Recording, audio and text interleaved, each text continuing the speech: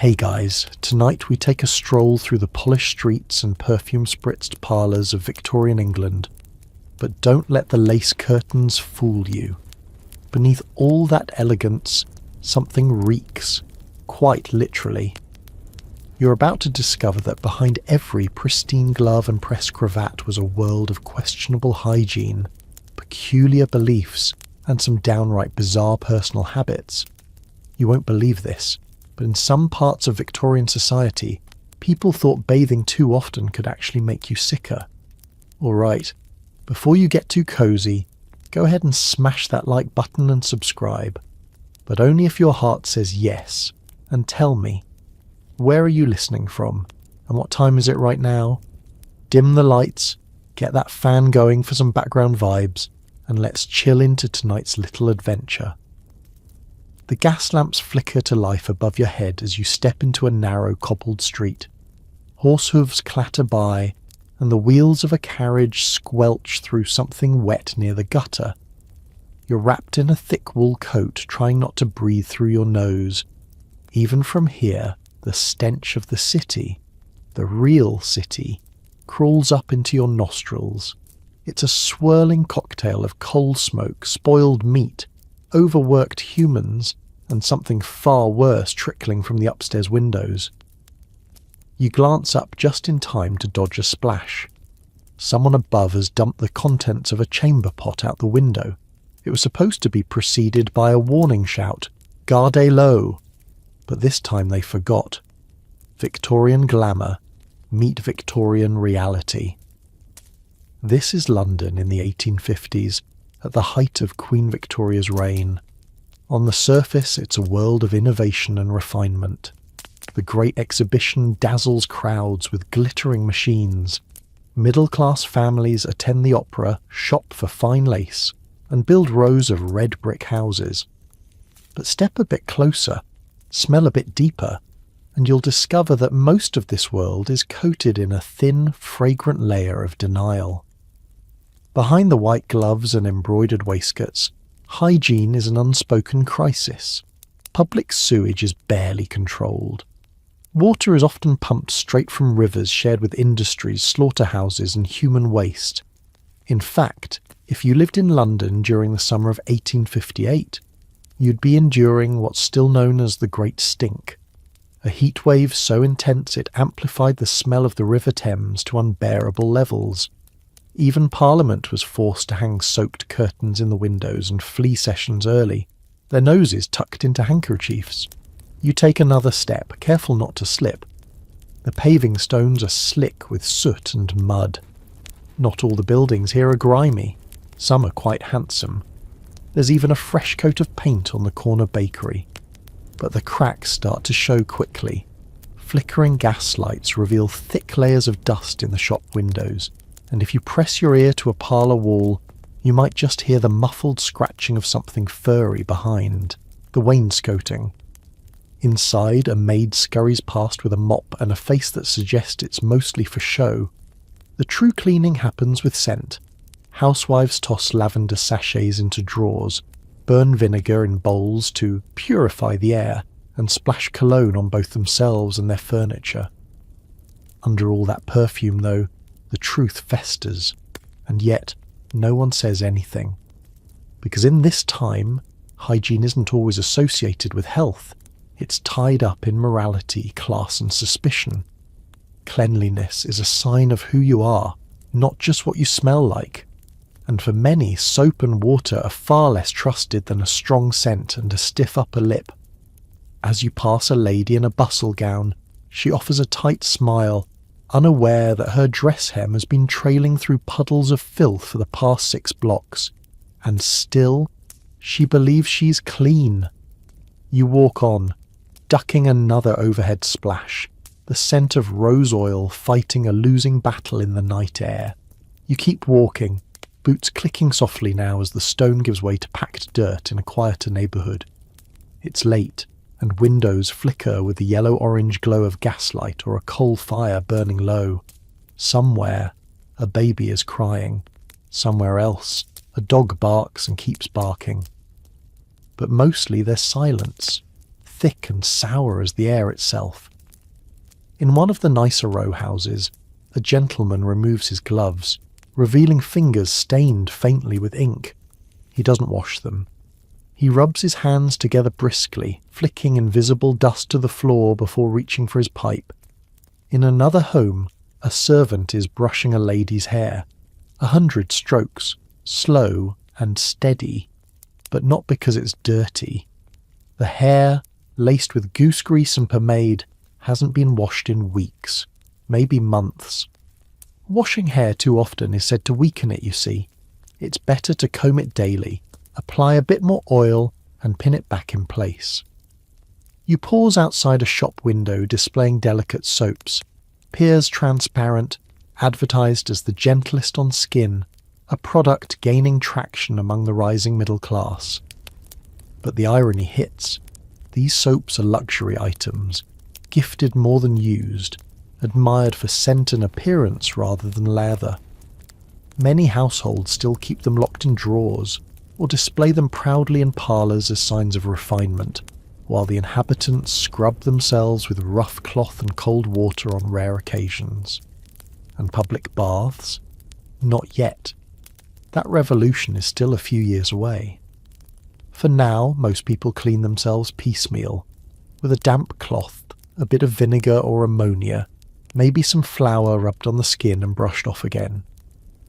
Dry bathing, it's sometimes called. If you're especially wealthy, you might have a copper tub brought to your room once a week. Heated water, scented oils and all. But the water is reused by other family members. First father, then mother, then the children, in descending order of both age and cleanliness. You've probably noticed it by now. Hygiene here is not a universal practice, it's a hierarchy, and your place in society decides what you get to clean, when, and with what.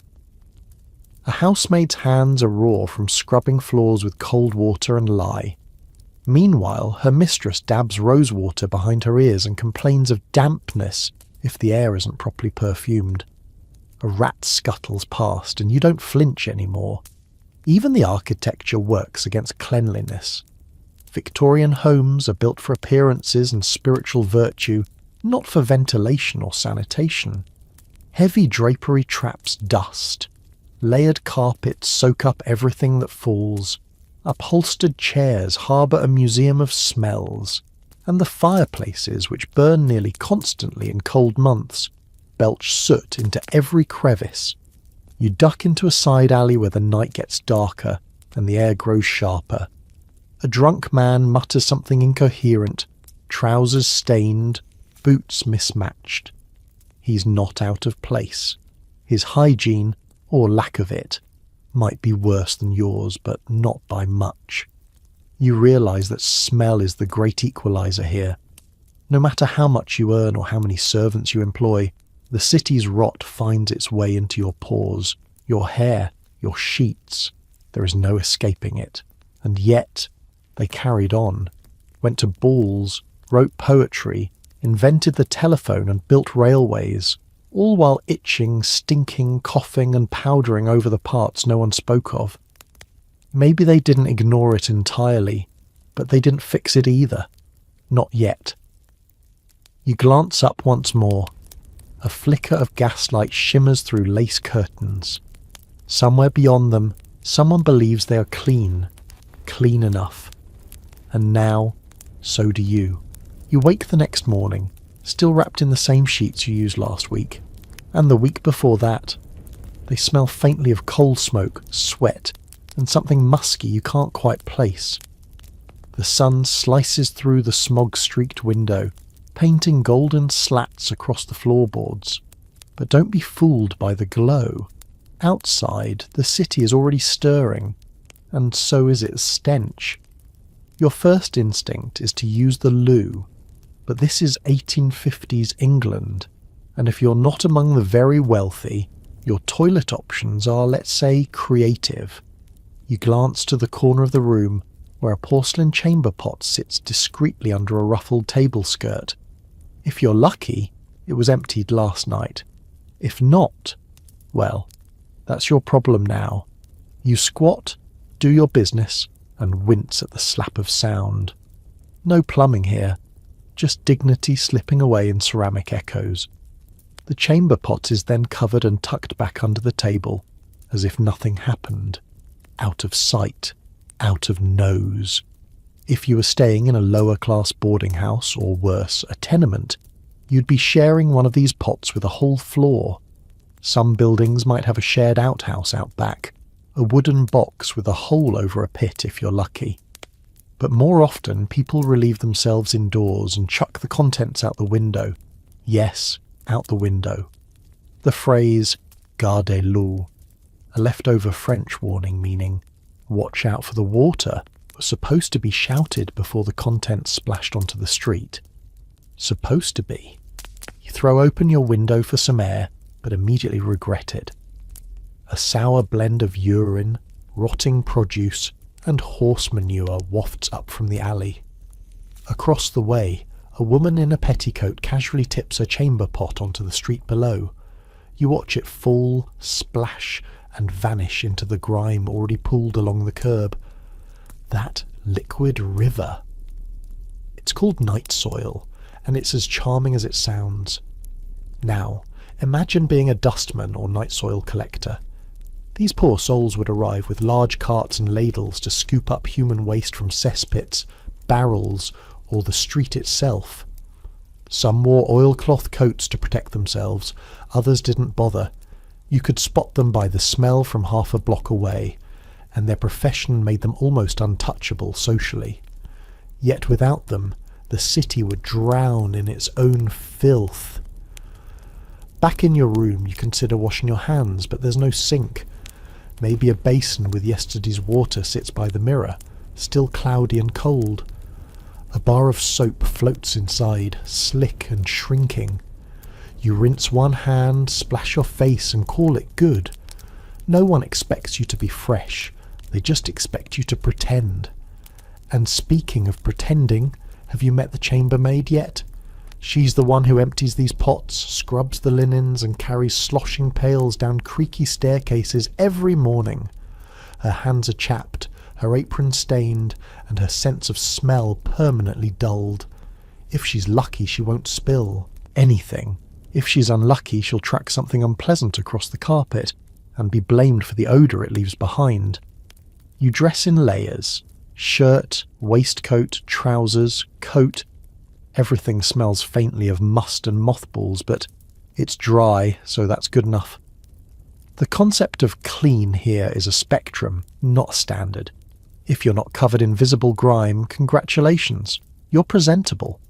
Before you step outside, you pause at the door to tie your boots. The sole of one is still crusted with something unmentionable from yesterday's walk. You scrape it on the doorstep and sigh. Time to face the streets again, where windows leak filth, alleys bubble with runoff, and you now know to look up before you walk beneath an open shutter. You step out onto the cobbled street and it's immediately clear. Today will be an obstacle course. To your left, a milk cart rumbles past, its wheels slicing silently through a stream of who knows what.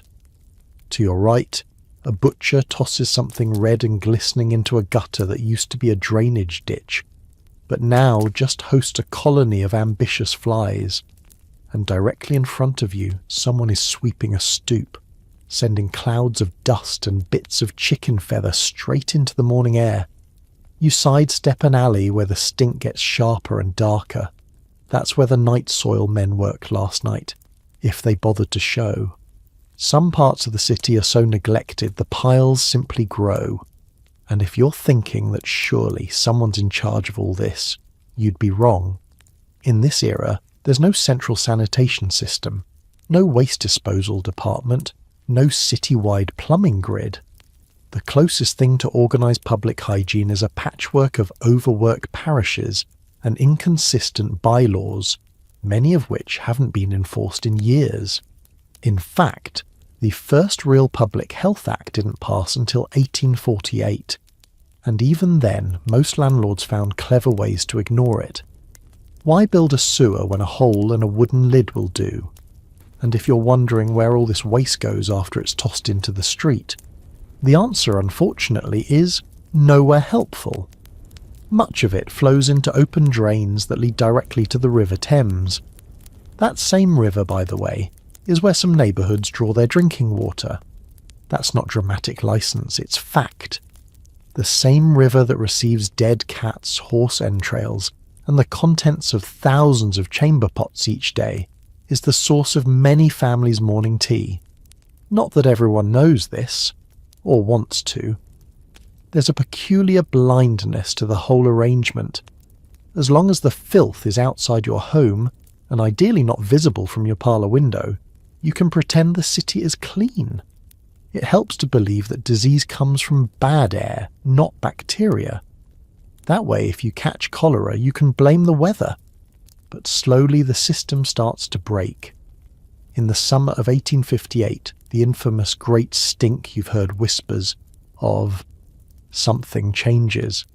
The heat bakes the city until the Thames becomes a bubbling cauldron of horror.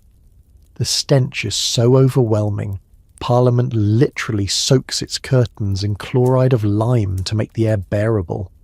Politicians flee mid-debate, clutching their noses and their stomachs. Even Queen Victoria's own pleasure barge is dry-docked, because the river is too vile to sail upon. Suddenly the problem isn't just the poor neighbourhoods, it's everywhere. And that means something might finally get done. But before reform comes action, and before action comes denial. So today, like every day before it, the city's residents adjust. You lift your coat hem as you step over a puddle that might be rainwater, or might not. A little girl walks past with a ribbon in her hair and no shoes on her feet.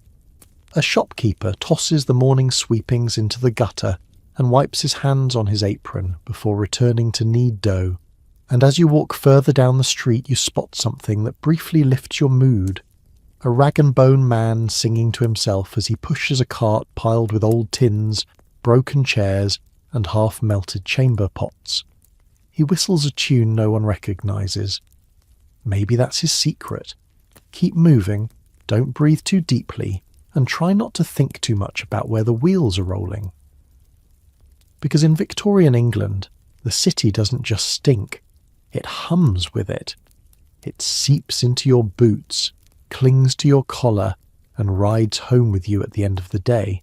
You pause at a street corner as a flurry of women in dark shawls sweep past you, holding handkerchiefs to their noses. Their boots click quickly over the stones as if walking fast might somehow outpace the smell. And maybe it does. But as you watch them vanish around the bend, you notice something strange. They're all very clean, at least by Victorian standards. Their cheeks are powdered, their collars crisp, but their hands are filthy, red with cold, rough with work, lined with grime. You'll see this contradiction everywhere in Victorian England, polished on the outside, patchy underneath. Because for many people, being dirty isn't just common, it's moral. That's right. In the mid-19th century, cleanliness isn't seen as universally good. In fact, for the working class, especially in rural towns and tight tenements, too much concern for washing and grooming could be viewed as a kind of vanity, or even weakness. Water, after all, can make you ill. At least that's what the doctors say. Cold water shocks the system, opens the pores, encourages bad airs to slip inside and rattle your lungs. Better to stay dry, warm, and wrapped in wool, no matter how musty it smells. You walk past a group of coal men unloading sacks. Their faces are dark with soot, their shirts damp with sweat. One of them sneezes loudly, wipes his nose with his sleeve, and then cheerfully passes around a meat pie. No hand-washing, no pause, just a shared meal in the fog of filth. And they're not sick. At least not yet. There's a strange pride in it, this grimy endurance. To survive the workday and come home with blackened fingers and coal-ringed nostrils is to prove yourself. You're strong, you're hearty. You're not one of those soft perfume types who bathe too often and catch colds from damp hair. Remember that lady who dumped her chamber pot with such precision? She probably hasn't bathed in days, but she dabs her temples with lavender water and presses rose petals into her gloves. To be dry and scented is enough. To be wet is suspicious. This belief isn't just personal, it's institutional. Some schools ban bathing for children during winter months. Too dangerous. Hospitals occasionally discourage frequent washing for invalids. Best to conserve warmth, protect the skin, and apply only the lightest of spongings with vinegar or spirits. Water, after all, is still largely untrustworthy. It might carry disease, or worse, disrupt the body's delicate balance of humours. Of course, the upper classes are beginning to change. They're starting to flirt with new ideas about hygiene, thanks in part to the growing whispers of germ theory. But most of society hasn't caught up, and for now the motto remains, if you can't see it, it can't hurt you. You pass a line of boys playing marbles near a butcher's stall. One of them picks his nose, wipes it on his sleeve, then rolls a marble through a puddle that may or may not be animal blood. No one says a word. A few women pass by and nod politely, their skirts grazing the edge of the mess, absorbing a little more of the street as they go. You can't help but laugh, quietly, inwardly, because if you weren't trying to sleep to this story, you might be trying to block it out. But there's something oddly comforting about how human it all is. Messy, superstitious, hopeful. The Victorians might fear water, avoid soap, and worship dried lavender like a charm, but they're doing their best, one grimy day at a time. You duck into a narrow side lane to escape the press of carts and feet, only to find a laundry line stretched across your path, thick flannel drawers fluttering like surrendered flags in the breeze. A woman leans from an upstairs window, clothespins clenched between her teeth, her sleeves rolled high and her forearms streaked with ash.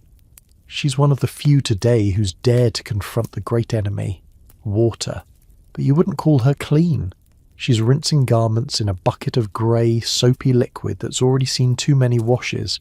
It smells faintly of lye, sweat, and boiled onions. She wrings a shirt so fiercely it squeaks, then slaps it against the sill with the finality of someone exorcising a demon. Down below, another neighbour tips a kettle of used dishwater into the gutter, adding to the stew.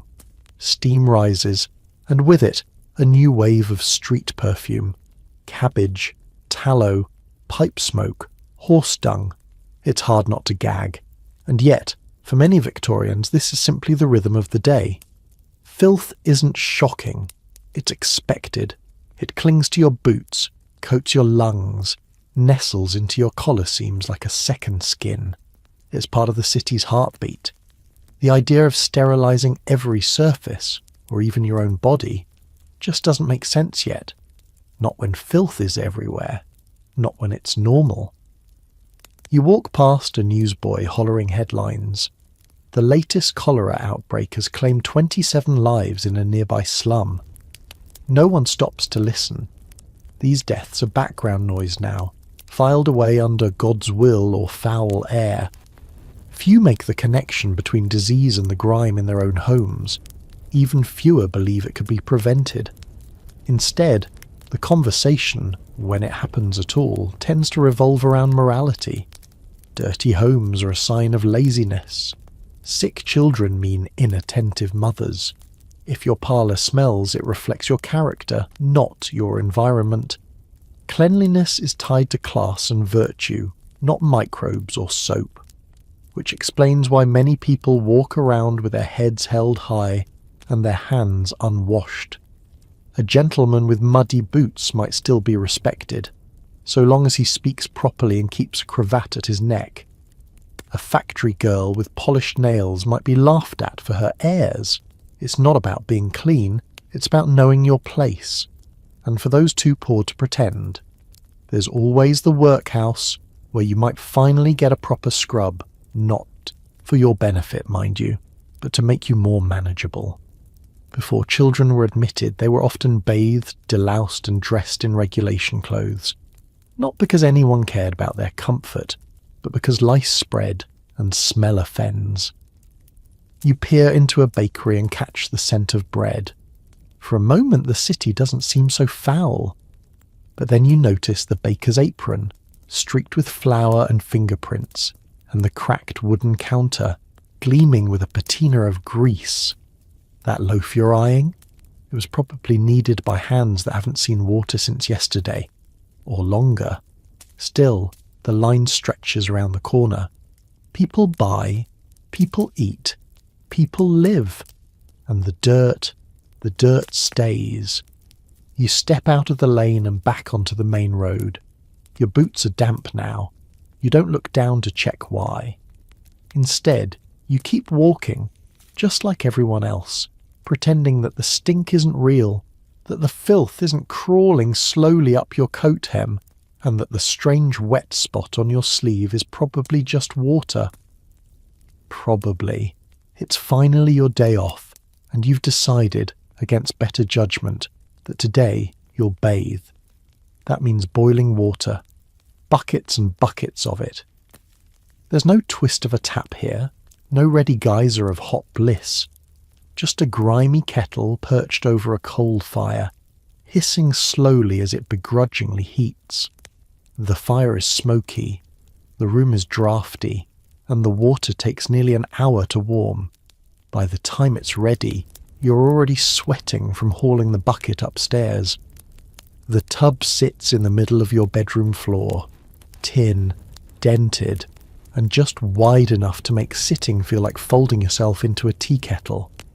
You throw open the window to vent the steam, and instantly regret it. Cold air blasts your spine, bringing with it the sound of a neighbour gagging violently out their window and a dog barking at nothing. Still, you're committed now. You pour the water into the tub and wince as it hits the metal with a splash that seems far too small for your effort. It's barely enough to cover your ankles. You add another bucket, then another. Still shallow, still lukewarm, but it's now or never. You strip, grit your teeth, and step in. And then you sit. And then you think, this was a mistake. The water cools immediately, your knees poke out of the top like frozen little cliffs, and the smell rising from your own skin is a complicated blend of last week's coal dust, pipe smoke, and the faintly sweet tang of old sweat. You scrub yourself with a piece of yellow soap that squeaks when it touches your skin, as if protesting its own fate. The soap stings your knuckles, too much lie, and leaves behind a squeaky dry feeling that might pass for clean. You dunk your hair, quickly, before the chill catches your chest. The water runs down your back like melted ice, making you gasp. There's no shampoo, just another pass of soap. You lather what you can and rinse with a cup dipped into the increasingly brown tub. You try not to think about how this same tub will be used by someone else in your family next. The water will be reheated maybe, topped off with a kettle, but it will remain essentially the same water, cloudier with each new body that enters. This was the norm, even in middle-class homes. Bathing, if it happened at all, was a shared ritual. First the father, then the mother, then the children, down in order of importance and up in order of filth. By the time the youngest got in, the bath was more of a lukewarm stew than anything else. You reach for the ragged towel and dry off quickly, teeth chattering. There's no plush robe, no scented lotion, just cold feet on colder floorboards and a sense of exhausted accomplishment. You did it. You bathed. As you dress again, clean underthings if you have them, but often it's the same pair as yesterday. You realise something else. You feel exposed now. The clean skin seems vulnerable, too soft, too fragrant. You smell like soap, and in this city, that might draw the wrong kind of attention. After all, excessive bathing was sometimes viewed with suspicion, a sign of foreignness, frivolity, or worse, loose morals. There were actual debates about whether women who bathed too frequently might be stirring up unhealthy desires. Cleanliness and virtue weren't always allies, so you layer back up. Shirt, waistcoat, overcoat, gloves. You pull your hat low and step back into the world, freshly scrubbed and entirely unsure what to do with your purity. You walk down the lane, still damp behind the ears, and suddenly you feel it. Every draught, every passing breath of wind, slicing through the thin veil of cleanliness you've just earned. You clutch your coat tighter, not just against the cold, but against the feeling that you've somehow made yourself too vulnerable. The soot hasn't settled back on you yet, and you feel exposed, like a plucked chicken wandering through a coal yard. Your nose catches a scent drifting from a nearby window, vinegar and lavender. Someone's doing a dry wash, the Victorian version of a shortcut bath. A cloth, a bowl of vinegar diluted in water, maybe a sprinkle of rose oil if you're fancy. No tub, no soap, just a quick wipe of the armpits, neck and maybe behind the ears.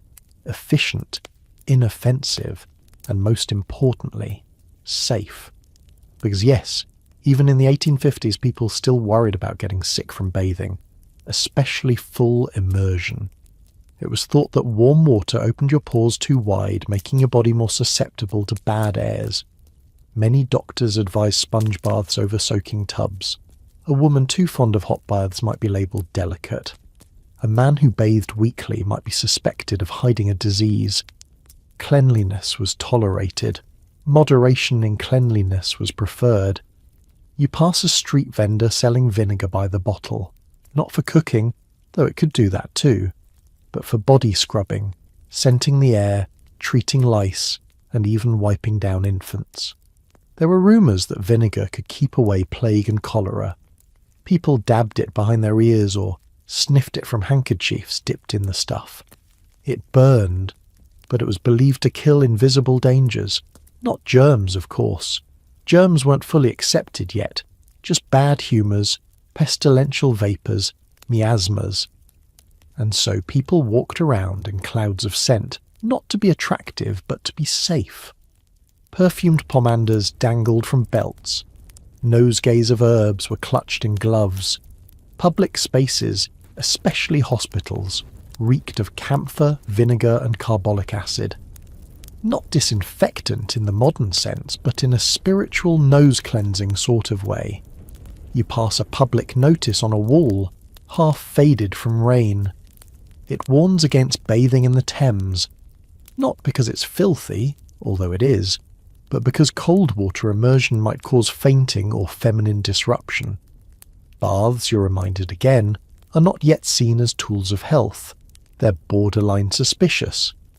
Which explains why, for many families, a proper bath happened once a month, or seasonally, or never. In rural villages, some folks might live their entire lives without a full-body wash. A damp rag, a comb, and a spritz of lavender were enough. Maybe a bath for the wedding, maybe not even then. And still, soap was a booming business, because soap meant something more than clean. It meant aspiration. Owning a bar of imported soap was like owning a piece of Paris. Advertisements, just starting to flourish in shop windows and printed handbills, promised not health, but elegance.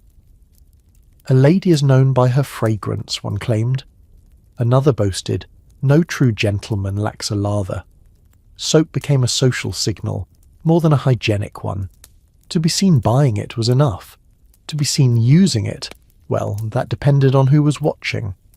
As the sun dips lower and gas lamps flicker to life, you finally arrive home. You peel off your coat, now dusted with a fresh layer of city, and feel the faint itch of grime returning. The bath from earlier, a memory, fleeting, already fading.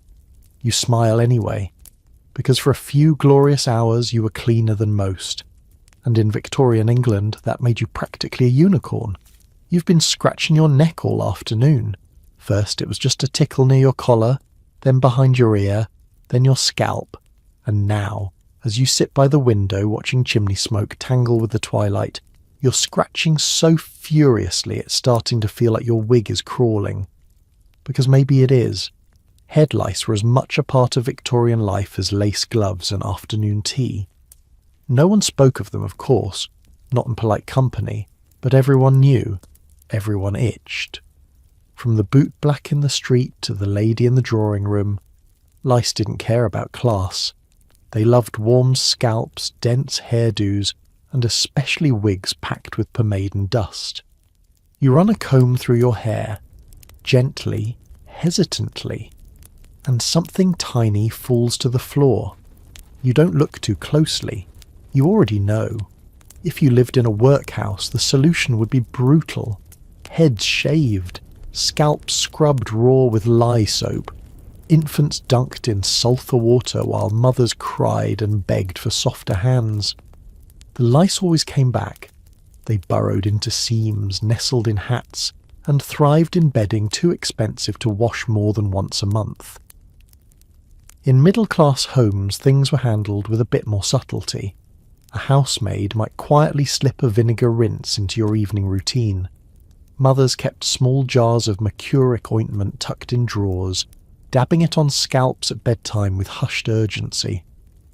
And then there were the more creative remedies: kerosene rubs, onion poultices, tar shampoos. You'd wake up with a skull that smelled like roasted garlic and coal, but with any luck, fewer roommates. You take another pass with the comb. It's a beautiful thing, this comb, hand-carved bone gifted by a friend last Christmas. You consider boiling it, but that means explaining why. So instead, you tuck it away and rub your scalp again, pressing just hard enough to leave lines. And let's not forget the other house guests, nits. Tiny glistening eggs glued to strands of hair like pearls on a thread. Impossible to comb out. Easy to miss. A single missed nit could restart the whole nightmare in a week. That's why some households used candle wax, melted and dripped along the scalp to suffocate the bugs. Some swore by wrapping the head in cloth soaked with gin. Others simply wore their hair up and hoped for the best. Men weren't spared either. Beards could harbour colonies if not groomed properly, and with so many men applying wax, oil and even honey to their facial hair, they were essentially building luxury condos for lice. You pass an old man on the street, his whiskers curled into a majestic handlebar. He tips his hat. You smile politely and then wonder how many insects might be waving back. The worst part? This wasn't even considered abnormal. Lice were like the weather, unpleasant, universal, and only occasionally discussed. You could dress it up with perfume, pretend the itching was just a flake of dandruff, or carry a silk fan to artfully scratch your neck. But everyone knew, everyone scratched, and if you didn't, well, that was suspicious. You glance at the cushion behind your back. It's embroidered. Lovely. Probably teeming. You finally give in and examine your bedding, the cushion, the pillow, the wool blanket you've been wrapped in for weeks. There's a faint dusting of something along the seams. Maybe lint, maybe not. You don't have a magnifying glass, but your imagination provides all the detail you need. You picture tiny legs, translucent shells, clusters of eggs like pale grapes clinging to fabric. The truth is, your bed is probably alive, and not just with lice. Bedbugs, fleas, and even mites were common nightly companions for Victorians of all stripes. You might remember the old nursery rhyme whispered to children as they were tucked into beds that scratched and bit back. Sleep tight, don't let the bedbugs bite. That wasn't just a poetic flourish, it was a grim reality. You lift your sheet and inspect the mattress underneath. It's stuffed with horsehair and straw, held together with linen ticking and good intentions. No plastic, no sealing, no real protection. If bedbugs find their way in, and they always do, they make themselves comfortable for generations. And you? You wake up with dots on your arms, itchy welts on your ankles, and a growing sense of despair. Some families tried to fight back. The wealthy might hire a specialist, a man with a brass tank strapped to his back, who would pump poisonous vapours through the bed frame, while muttering incantations of science and superstition. Others sprinkle their sheets with powdered mercury or soak the corners in turpentine. But for most people, the solution was simpler. Beat the mattress, shake the sheets, and hope you caught more than you missed. You remember a friend mentioning a trick. Wedge dried mint leaves between the layers of your bedding. Or if you're desperate, onion skins. Supposedly the smell drove the pests away. More often, it just drove away sleep. You rub your neck again. That same sensation, that faint, ghostly crawl, returns. Maybe it's real. Maybe it's just your imagination. But in this world, even imaginary itching spreads fast. Children fared no better. In crowded tenements, dozens might sleep in a single room. Lice and bedbugs moved freely from head to head, sheet to sheet. Some mothers shaved their daughters' heads entirely, not for vanity, but for survival. Others tied kerchiefs tight at night, hoping cloth could shield them from what lurked in the dark. Schools didn't help. Hats hung on pegs side by side, coats touched, desks were shared. Outbreaks of nits swept through classrooms like wildfire. If you were lucky, you got a vinegar rinse. If you weren't, you got blamed. Because here's the cruel twist. Having lice wasn't just uncomfortable, it was shameful. Even though almost everyone had them, it was still seen as a personal failing. A mother whose child scratched too often was judged. A servant caught with nits might lose her post. Hygiene might not have been universal, but judgment certainly was. You lie back against your pillow and stare at the ceiling, now acutely aware of every twitch and tickle. Somewhere in the plaster above, you hear the faint scurry of something with paws. Maybe a mouse, maybe something smaller. You close your eyes, but you don't fall asleep. Not yet, not tonight. Because now you've remembered what Victorians lived with every night. The constant invisible invasion. The crawling, the scratching, the polite silence.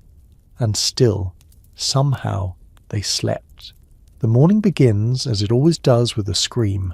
Not yours, but close.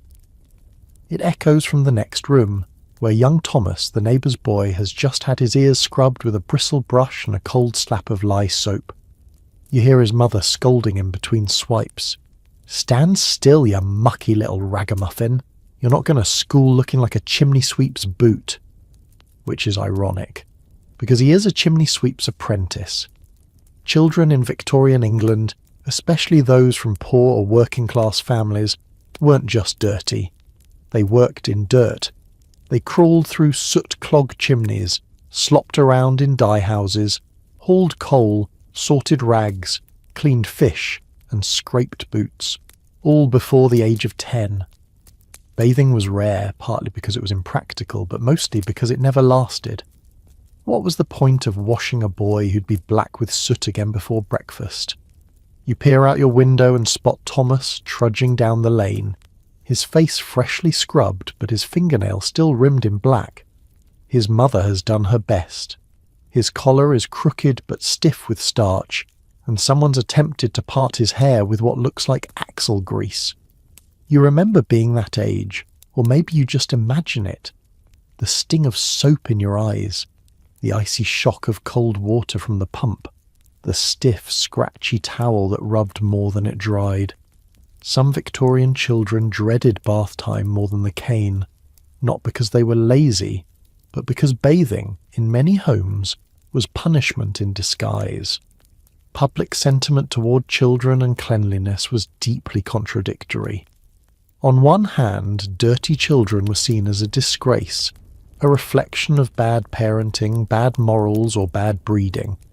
On the other hand, society seemed determined to keep them filthy.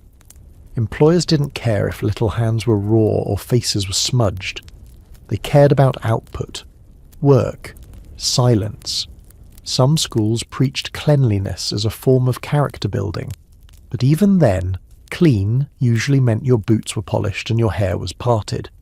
If your sock stank or your shirt stuck to your skin, no one noticed, unless you were caught scratching in class. You recall stories of boarding schools where boys lined up for their weekly baths, trembling in threadbare nightshirts. The water was cold, the soap was thin, and the tubs, shared by dozens, were rarely emptied between children.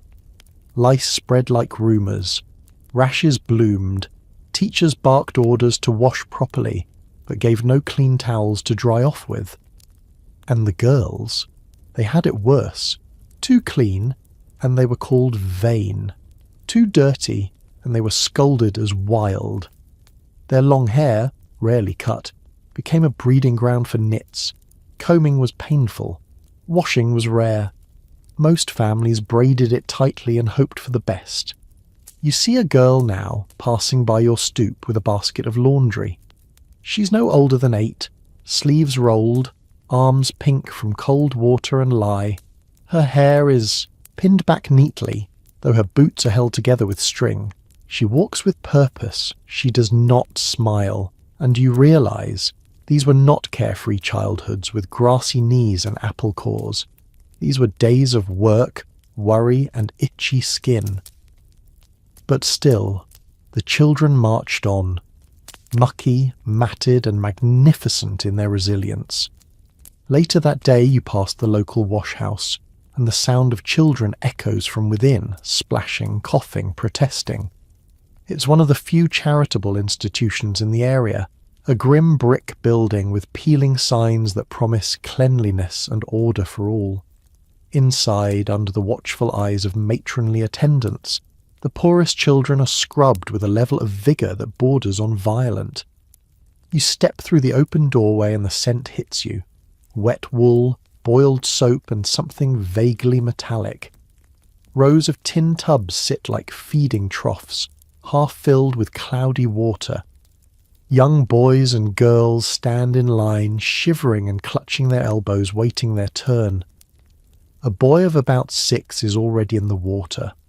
A woman in a bonnet scrubs his scalp with a rough cloth, muttering something about ringworm and God's mercy. His eyes squeeze shut against the suds. You watch a moment longer, unsure whether to feel pity or relief. This might be the only time this month he gets properly washed. In wealthier homes, nannies manage the hygiene of children with more privacy, but not necessarily more gentleness. A governess might insist on daily face washing, fingernail inspections, and a spoonful of castor oil to clear the system. But many children still wore the same clothes for days, sometimes weeks. Underthings were expensive and not easily washed. Bathing was scheduled, not spontaneous, and often accompanied by strict discipline. And yet, Victorians adored children in theory. Portraits showed them angelic and glowing, posed with flowers or toys. Literature praised their innocence. Queen Victoria herself doted on her many children. But the reality was rougher. The daily dirt of childhood was accepted as inevitable, something to be corrected in adulthood, but rarely interrupted while it was happening. You leave the wash-house behind, your ears still ringing from the shrieks and splashes.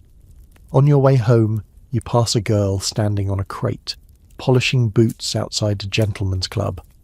Her hair is neat, but her hands are black. She spits lightly on the toe of a leather shoe and rubs it with a scrap of cloth. The man inside doesn't notice her. He probably doesn't see her at all. That's the thing about Victorian children. They were everywhere and invisible all at once.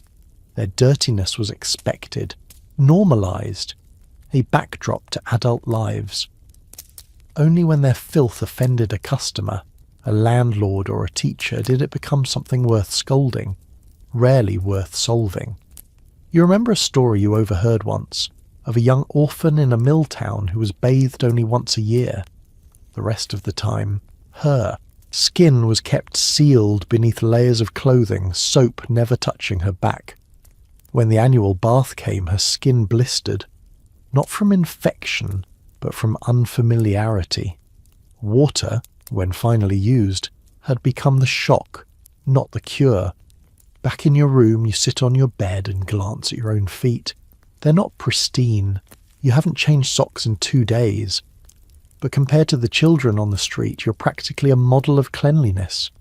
You imagine their lives, sleeping 5 to a bed, scratching each other's backs before breakfast, sharing lice combs, passing around a single bar of soap like it's gold. And still, they laughed, skipped stones, sang songs in the alleys, found joy between the smudges. Maybe the real miracle wasn't surviving the dirt, it was learning to play in it. You wake up one morning to find your drawing room bathed in gentle light. The curtains have been drawn, the hearth is crackling softly, and the scent of lemon oil lingers faintly in the air. It seems, for a moment, like everything is fresh and well kept. But then you lift the edge of the carpet. Dust. So much dust. A grey velvety layer that coats the underside like an old secret. You peek behind the settee and find a whole colony of forgotten things. A cracked hairpin, crumbs, something that might once have been a dried flower. Or a mouse. You sneeze. Victorian households were, in theory, obsessed with cleanliness. Housewives kept detailed ledgers of laundry days, scrubbed steps and dusted mantles. But cleanliness was about appearance, not sanitation. As long as the parlour looked proper, no one needed to know that the rug hadn't been beaten in a year, or that under the bed lay a mat of human hair thick enough to knit. You fetch a broom. The bristles are worn thin, and the handle is slick from years of use. You sweep carefully, because sweeping too enthusiastically might fling soot from the fireplace into the drapes, or worse, into the lungs. And no one wants a dusty cough. There's no vacuum cleaner, no feather duster, just rags, brushes and elbow grease, and everything seems determined to cling to its layer of grime. The real villain in your domestic opera is coal. It's in everything. The walls, the curtains, your pillowcases. Coal soot creeps into the corners like a bad habit. It falls from the sky like ink dust. Even if you keep a tidy home, the moment you open a window, a new layer drifts in. There's no stopping it. And let's not forget the carpets. Rich families favoured thick Axminster rugs. Beautiful, yes, but also the perfect hiding place for fleas, food crumbs and fine ash. These rugs were rarely cleaned properly. Beating them was a production, and often left to the maids, who dreaded laundry day less than rug day. You remember the sound, a heavy womp womp womp echoing through the alley as dust poured from the fibres like smoke. Your nose tickles again. You wander into the kitchen, hoping for a break, but there you find a new battlefield. Victorian kitchens were warm, greasy and bustling with activity, but rarely what we'd call sanitary. Raw meat sat beside cooked bread. A cat perched on the counter. The floor, usually stone, was rarely scrubbed, just swept. Sometimes, a servant might wipe the table with a damp cloth, and then the same cloth might be used to wash a cup, mop a spill or clean a boot. Cross-contamination wasn't a term anyone knew yet. Germ theory was still fighting for legitimacy. And if your home had servants, you had a different set of worries. Clean was relative. Some maids reused bath water for dishwashing. Some footmen wiped glasses with gloves that hadn't been changed in a week. But you didn't complain, not unless you wanted the staff to vanish. Help was hard to come by.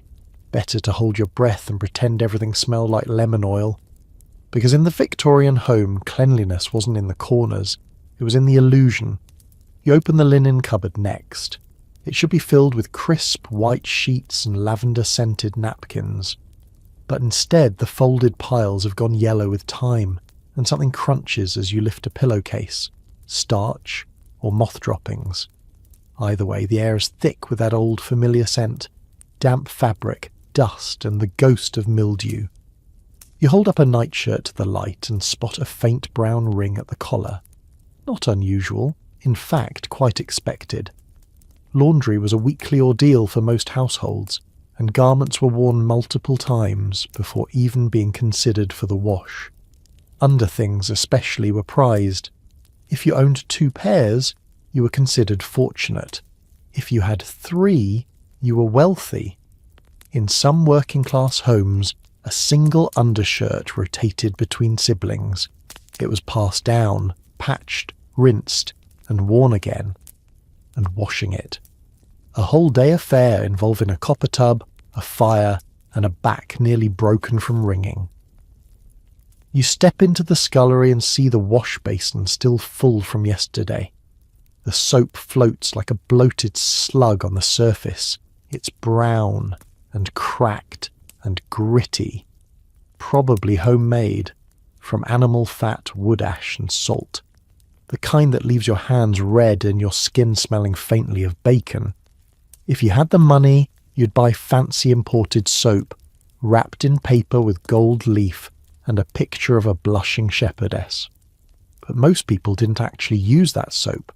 It was saved, displayed, gifted.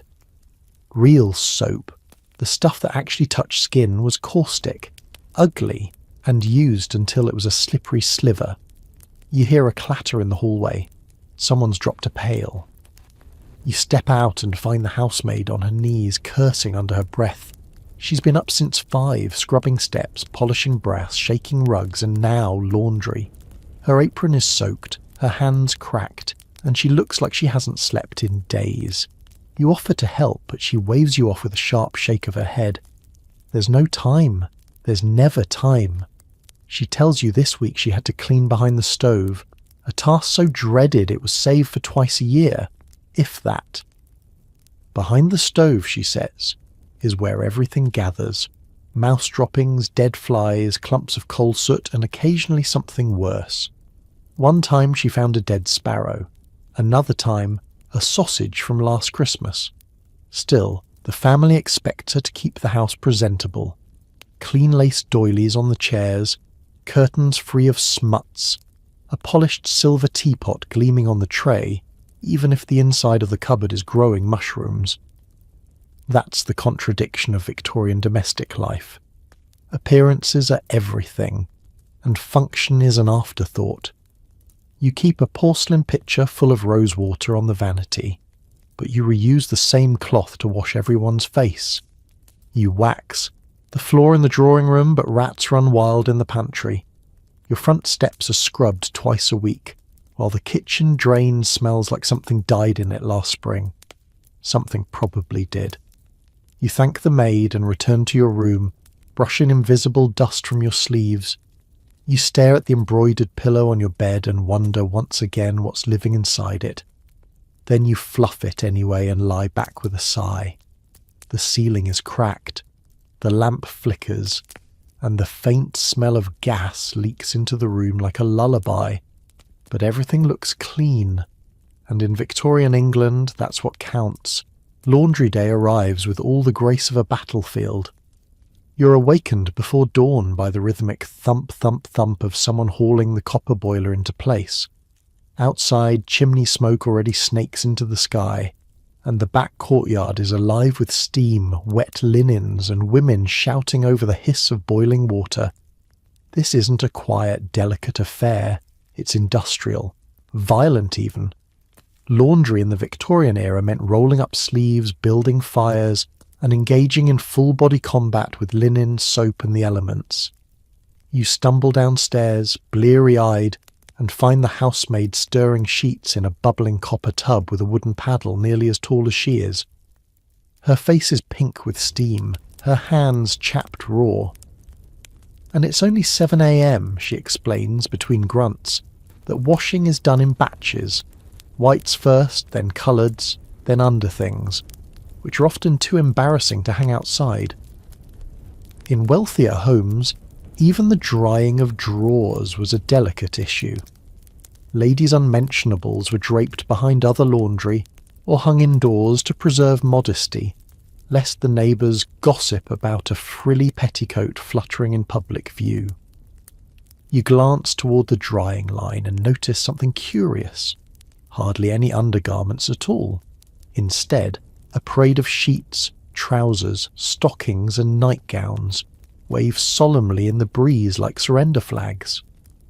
Somewhere behind the kitchen, you know the more private items are tucked discreetly between aprons and pillowcases, shielded from wandering eyes. You offer to help. The maid hands you a scrub board and a bar of soap that smells like wet pennies and ashes.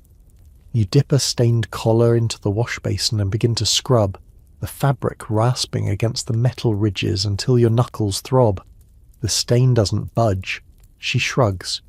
It'll fade, or it won't. Some marks, like soot or body oil, are simply permanent, especially without bleach, which is expensive, or with it, but then you risk eating holes in the fabric. Next comes rinsing, which involves dunking the clothes in fresh water, if it can be called that. It's cold, grey, and smells faintly of iron. Then wringing.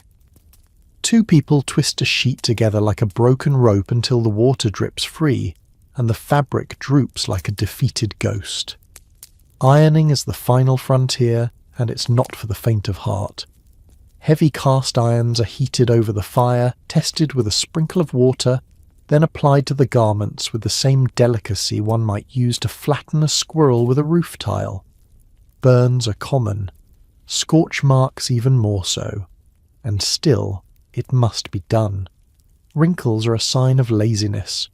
Smooth clothes, no matter how dirty underneath, project dignity. You sit back, exhausted, and watch steam rise from the piles of damp laundry. It clings to the ceiling beams, curls around the hanging bunches of lavender, and settles into the furniture.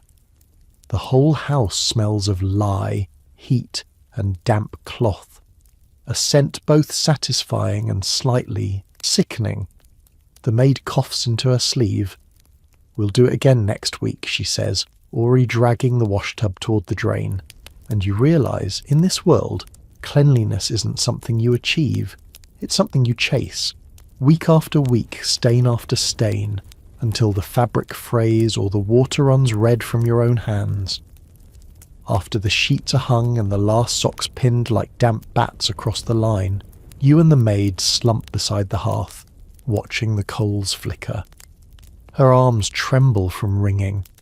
Your palms sting. Every muscle feels like it's been through a siege. And then, just as you begin to relax, the wind picks up. You both rush outside too late. One corner of the drying line has collapsed under its own soggy weight. A half-dried nightshirt now lies face down in the mud. A sock has vanished entirely. The fitted sheet, one of the few without holes, has wrapped itself around a chimney flue like a tragic flag of surrender.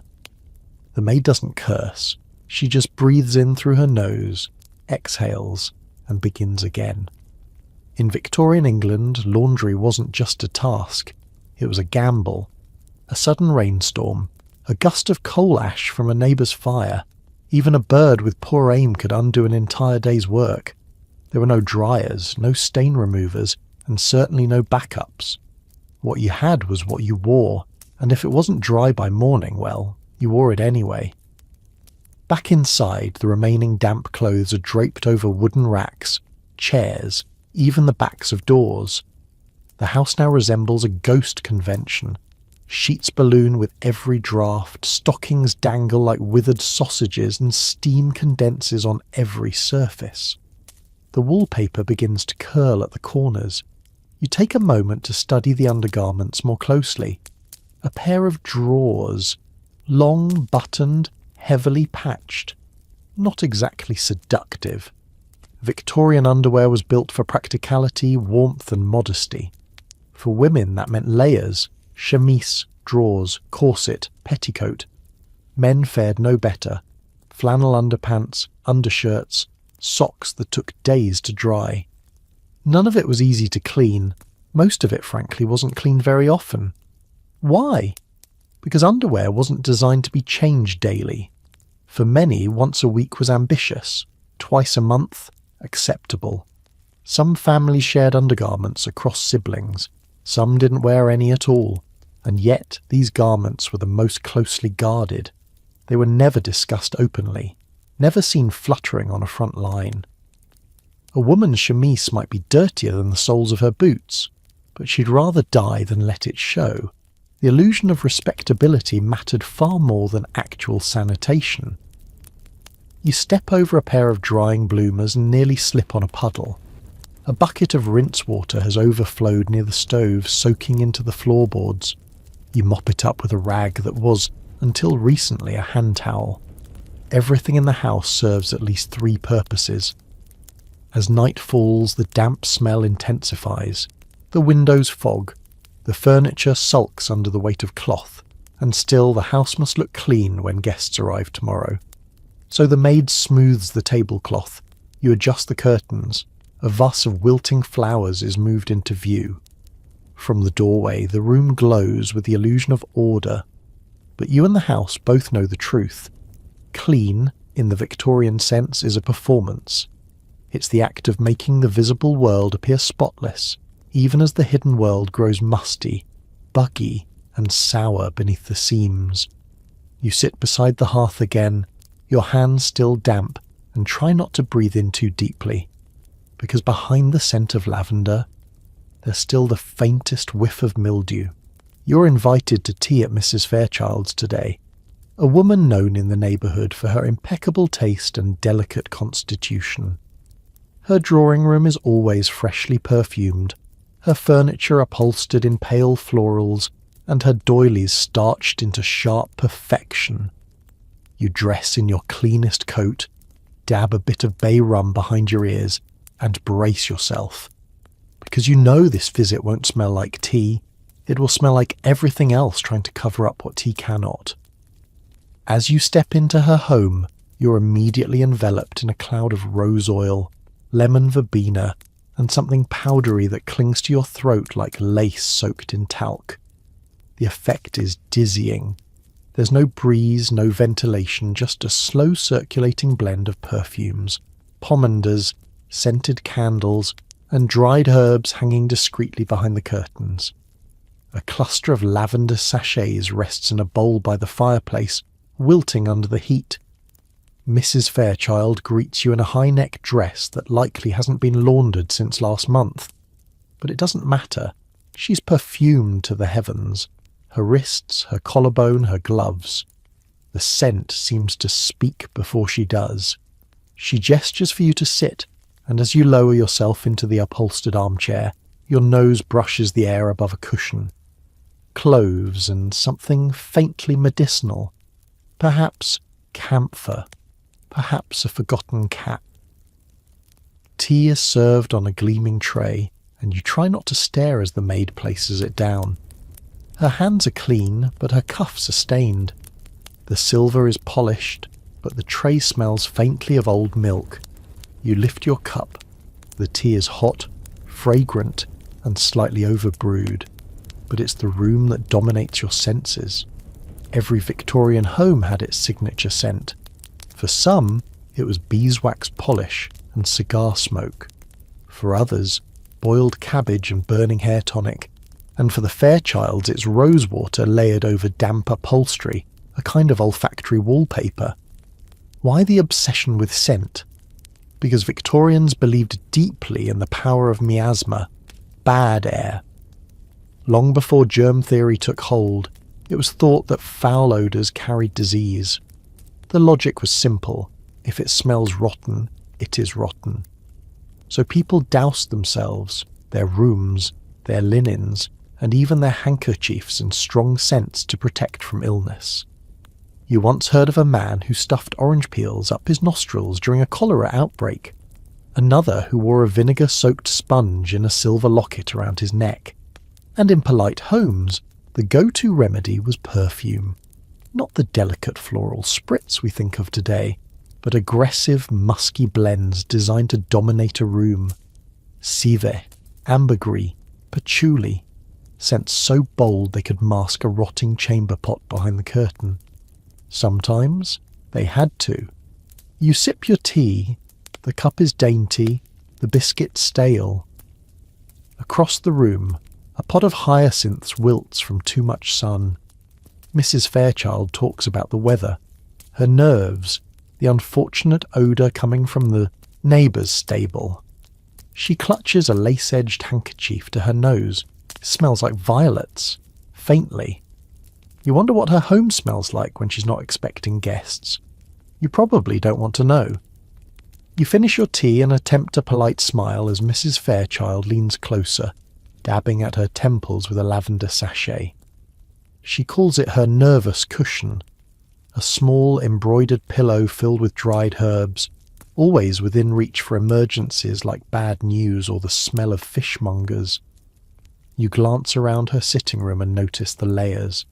Beneath the lace and flowers lie bowls of potpourri, cotton-stuffed crocks with cloves, and glass vials labelled in flowing script. Spirit of myrrh, essence of violet, Hungarian water. One shelf even has a stick of what appears to be frankincense. The past, it seems, refuses to stay buried. It just gets repackaged in rose petals. Even the wallpaper seems to participate. Many Victorian wallpapers were laced with arsenic-based pigments, especially the popular green patterns. When they grew damp, as homes often did, the mould fed on the arsenic, releasing a faintly sweet, dangerous miasma. Guests wouldn't suspect. They'd simply notice the room had a lovely scent, and wonder later why their headaches lingered. You press your palm discreetly against the armrest of the chair. The fabric is slightly tacky. Scented furniture was common. People rubbed lavender water into upholstery, sprinkled sachets beneath cushions, or kept cotton balls soaked in cologne inside hollowed chair legs. But all these efforts could only do so much, because lurking beneath the perfume is always the truth. Rot, mildew, sweat, soot. Mrs. Fairchild rises to offer you a tour of her new parlour. You follow her through narrow doorways, each threshold marked by a new scent. One room smells of beeswax and tallow candles. Another, her husband's study, carries the rich tang of tobacco, ink and leather polish. It's overwhelming, like walking through a museum of human effort to cover decay. In the hallway, a servant quietly sprinkles rosewater along the baseboards. The maid does this daily, apparently, believing it keeps the bad airs down, and in a way she's right. It certainly covers the smell of the drains. In homes without proper plumbing, the smell of the privy often wafted upward from the cellar. Scent became a kind of barrier, a fragrant fence between polite society and the very real, festering bowels beneath their boots. You return to the drawing room and accept a second cup of tea. Mrs. Fairchild apologises. Her cook has taken ill, something she blames on the damp. You nod sympathetically, knowing full well that damp in Victorian homes is a living entity. It creeps through the floorboards, breeds in corners, and carries whispers of typhoid, diphtheria, and mould. No perfume can silence it for long. Before you leave, she offers you a parting gift, a bundle of dried roses tied with ribbon. You thank her, holding it carefully as you step into the cool air outside. The contrast is jarring. The city may stink of soot and waste, but at least it's honest. You inhale deeply and catch a whiff of horse manure, chimney smoke and baking bread. And underneath it all, a trace of something else. Your own shirt still holding the ghost of Mrs. Fairchild's parlour, a dense blend of flowers, powder and hidden mildew. You walk home slowly, wondering just how many layers of scent it takes to forget what lies beneath, and how long until you stop noticing altogether. You've never liked visiting sick rooms, but in Victorian England, avoiding them is nearly impossible. Illness lurks in every draught, every puddle, every shared teacup, and when it comes fast.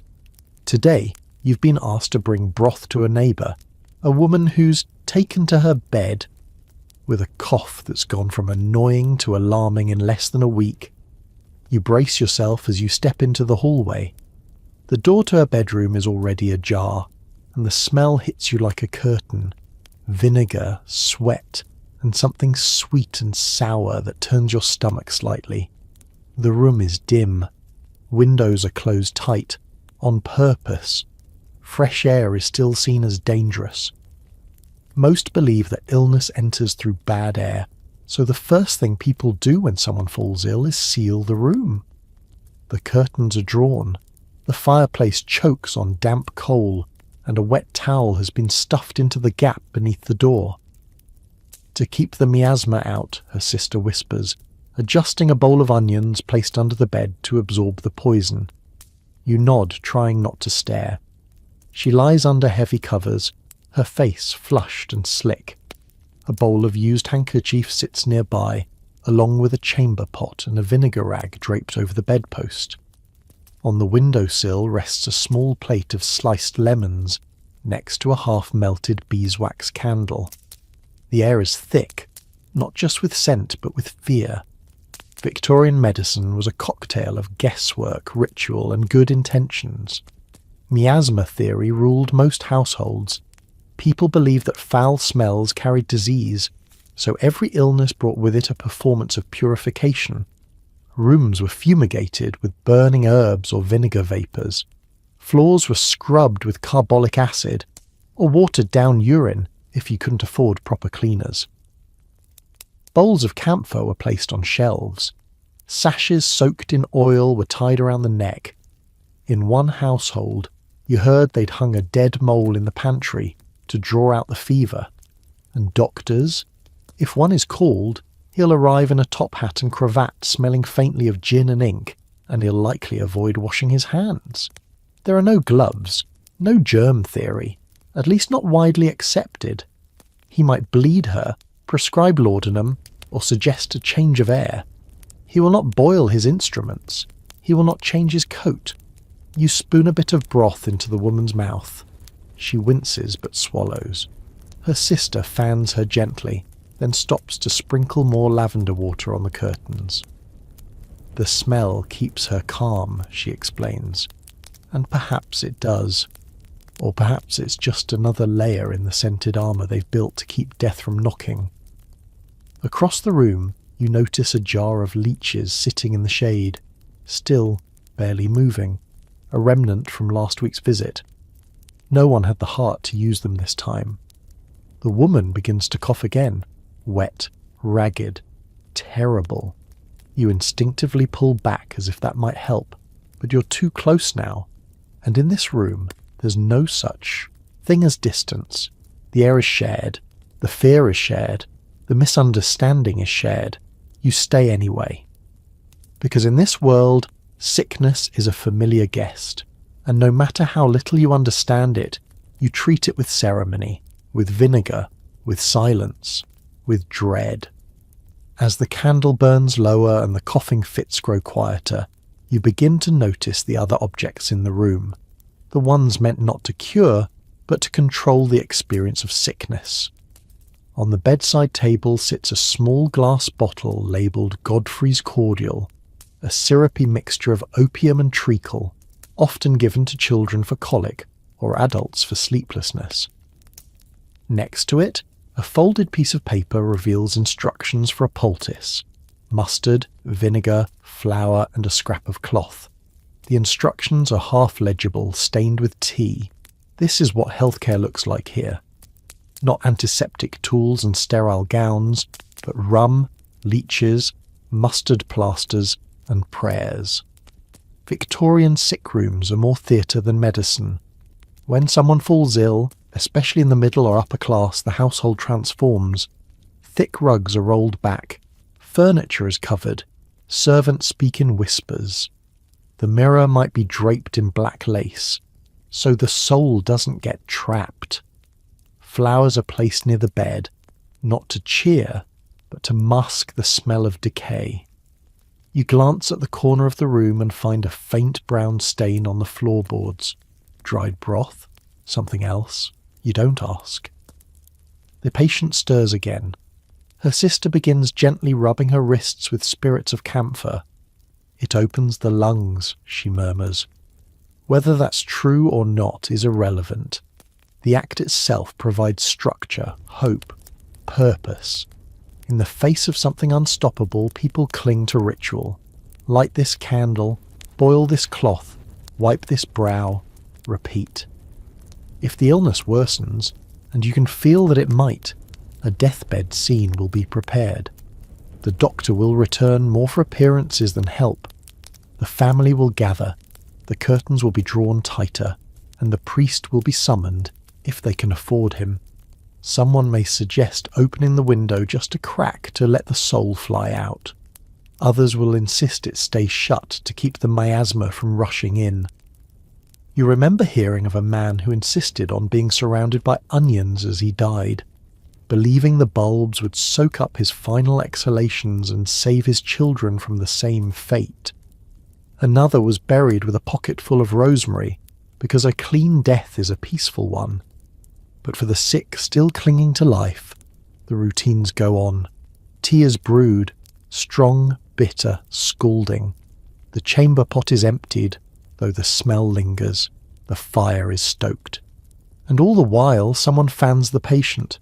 Someone watches the chest rise and fall.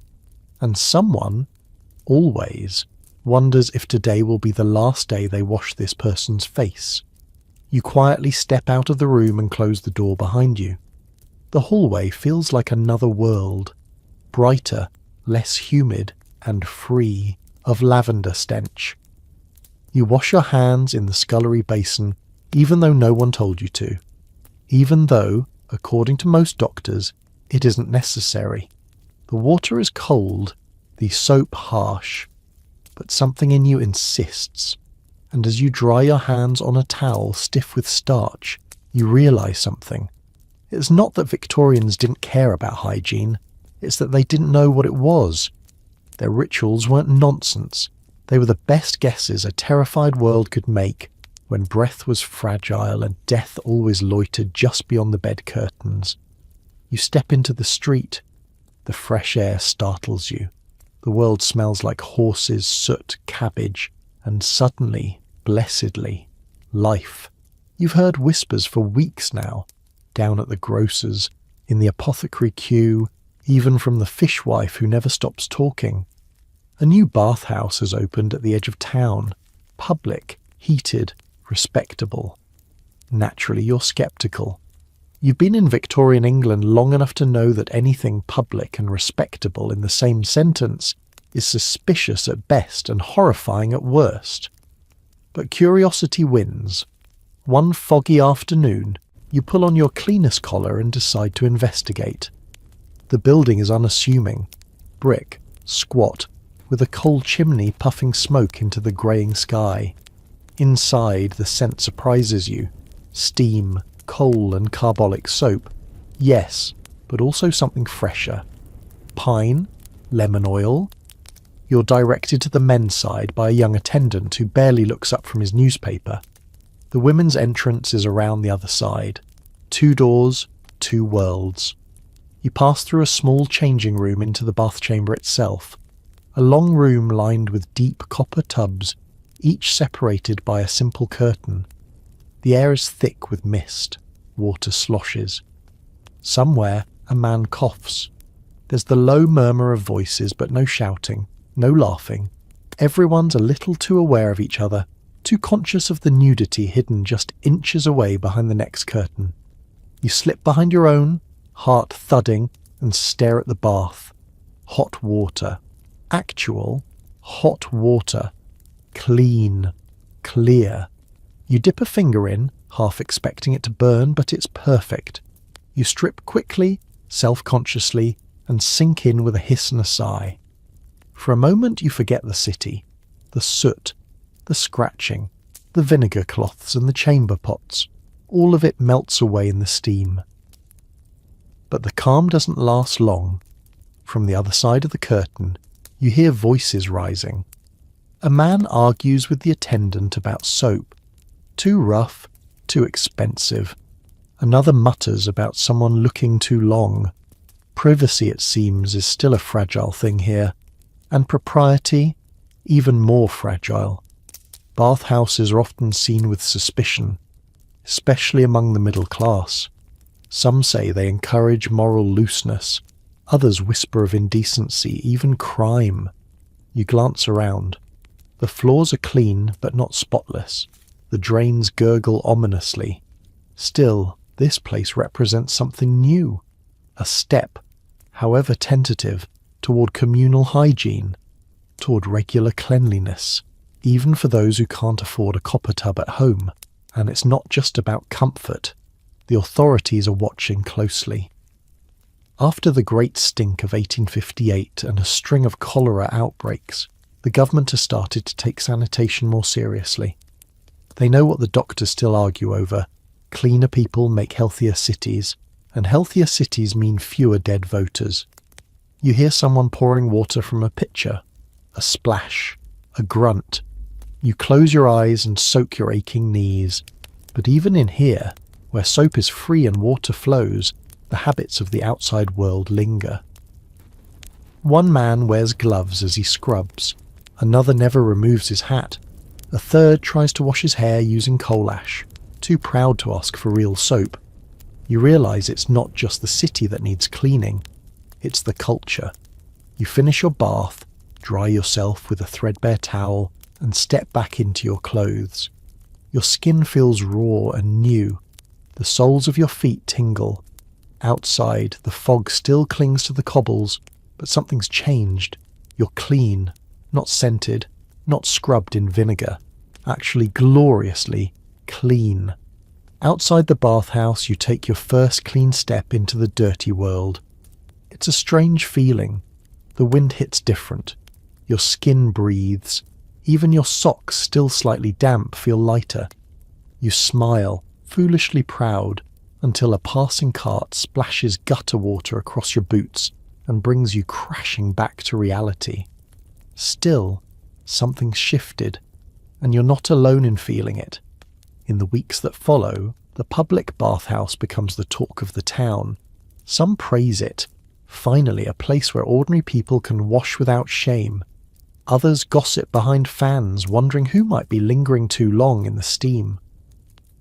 For women especially, the bathhouse is a battlefield. Moralists warn that such places might lead to loose behaviour, that sharing space, even separated by curtains, is a slippery slope towards scandal. You hear of one woman who refused to enter, even when given a free token by the town council. "No proper lady needs boiling," she reportedly said, clutching her lavender sachet with white knuckles. But others are more curious. Quietly, tentatively, women begin to arrive. Widows, mill workers, governesses. Each wrapped in modesty and layers of linen, each carrying their own soap and suspicion. Inside, the women's side of the bathhouse is quieter, less steam, more whispers. A matron oversees the process, ticking names in a ledger and handing out towels like blessings. Conversation is minimal, eyes stay down. But in the corners of the room, something remarkable begins to happen. Laughter, just a flicker at first. A girl snorts when her friend's soap slips and disappears under the curtain.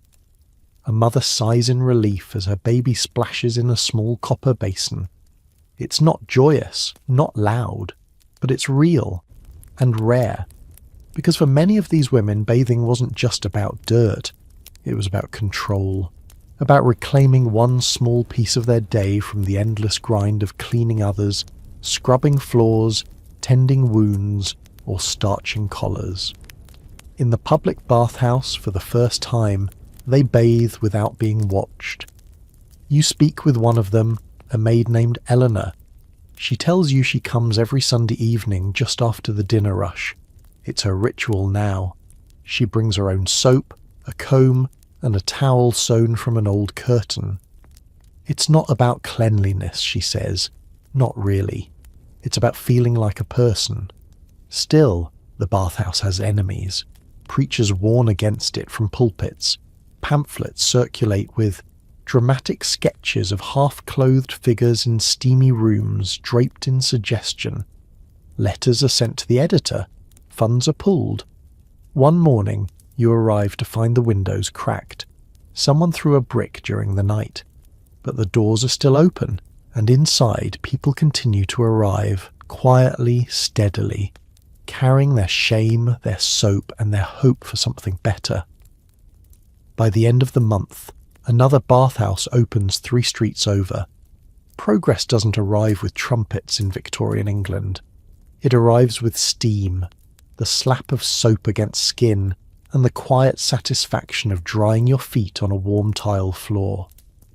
You walk home again, cleaner now in more ways than one, and as the fog curls at your feet, you catch a scent that makes you pause, not rot, or dung, or vinegar, but carbolic soap, and it smells like revolution. You pass by a street poster one morning, pasted crookedly on the wall beside the butcher's. At first glance, it's just another advertisement, but then you notice the name. Pear's Transparent Soap, for delicate complexions. The words shimmer in elegant script beneath a softly painted image of a young woman with porcelain skin, framed by a golden halo of curls.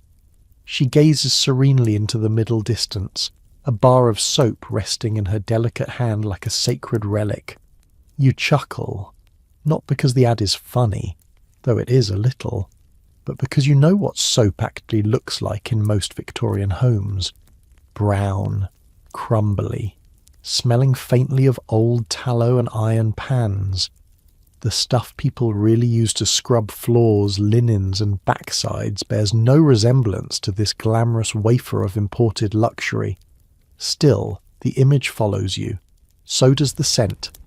Pear's soap, one of the first mass advertised products in the empire, has become something more than a cleaning product.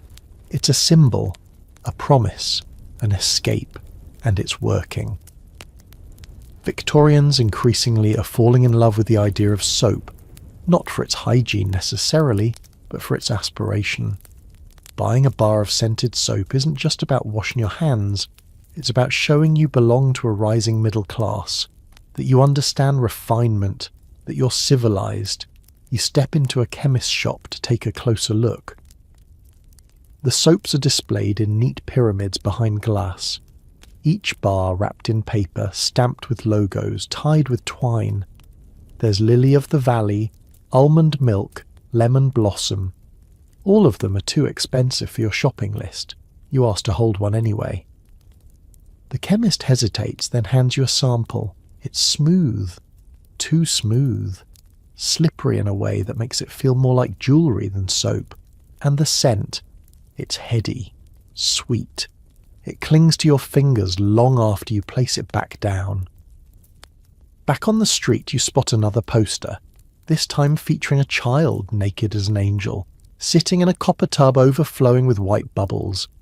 The caption reads, "Cleanliness is next to godliness." That line you've heard before, in sermons, in school books. It's not in the Bible, but it might as well be. Victorian society has adopted it as gospel. Cleanliness is now moral, not just physical. Soap doesn't just wash the body, it redeems it.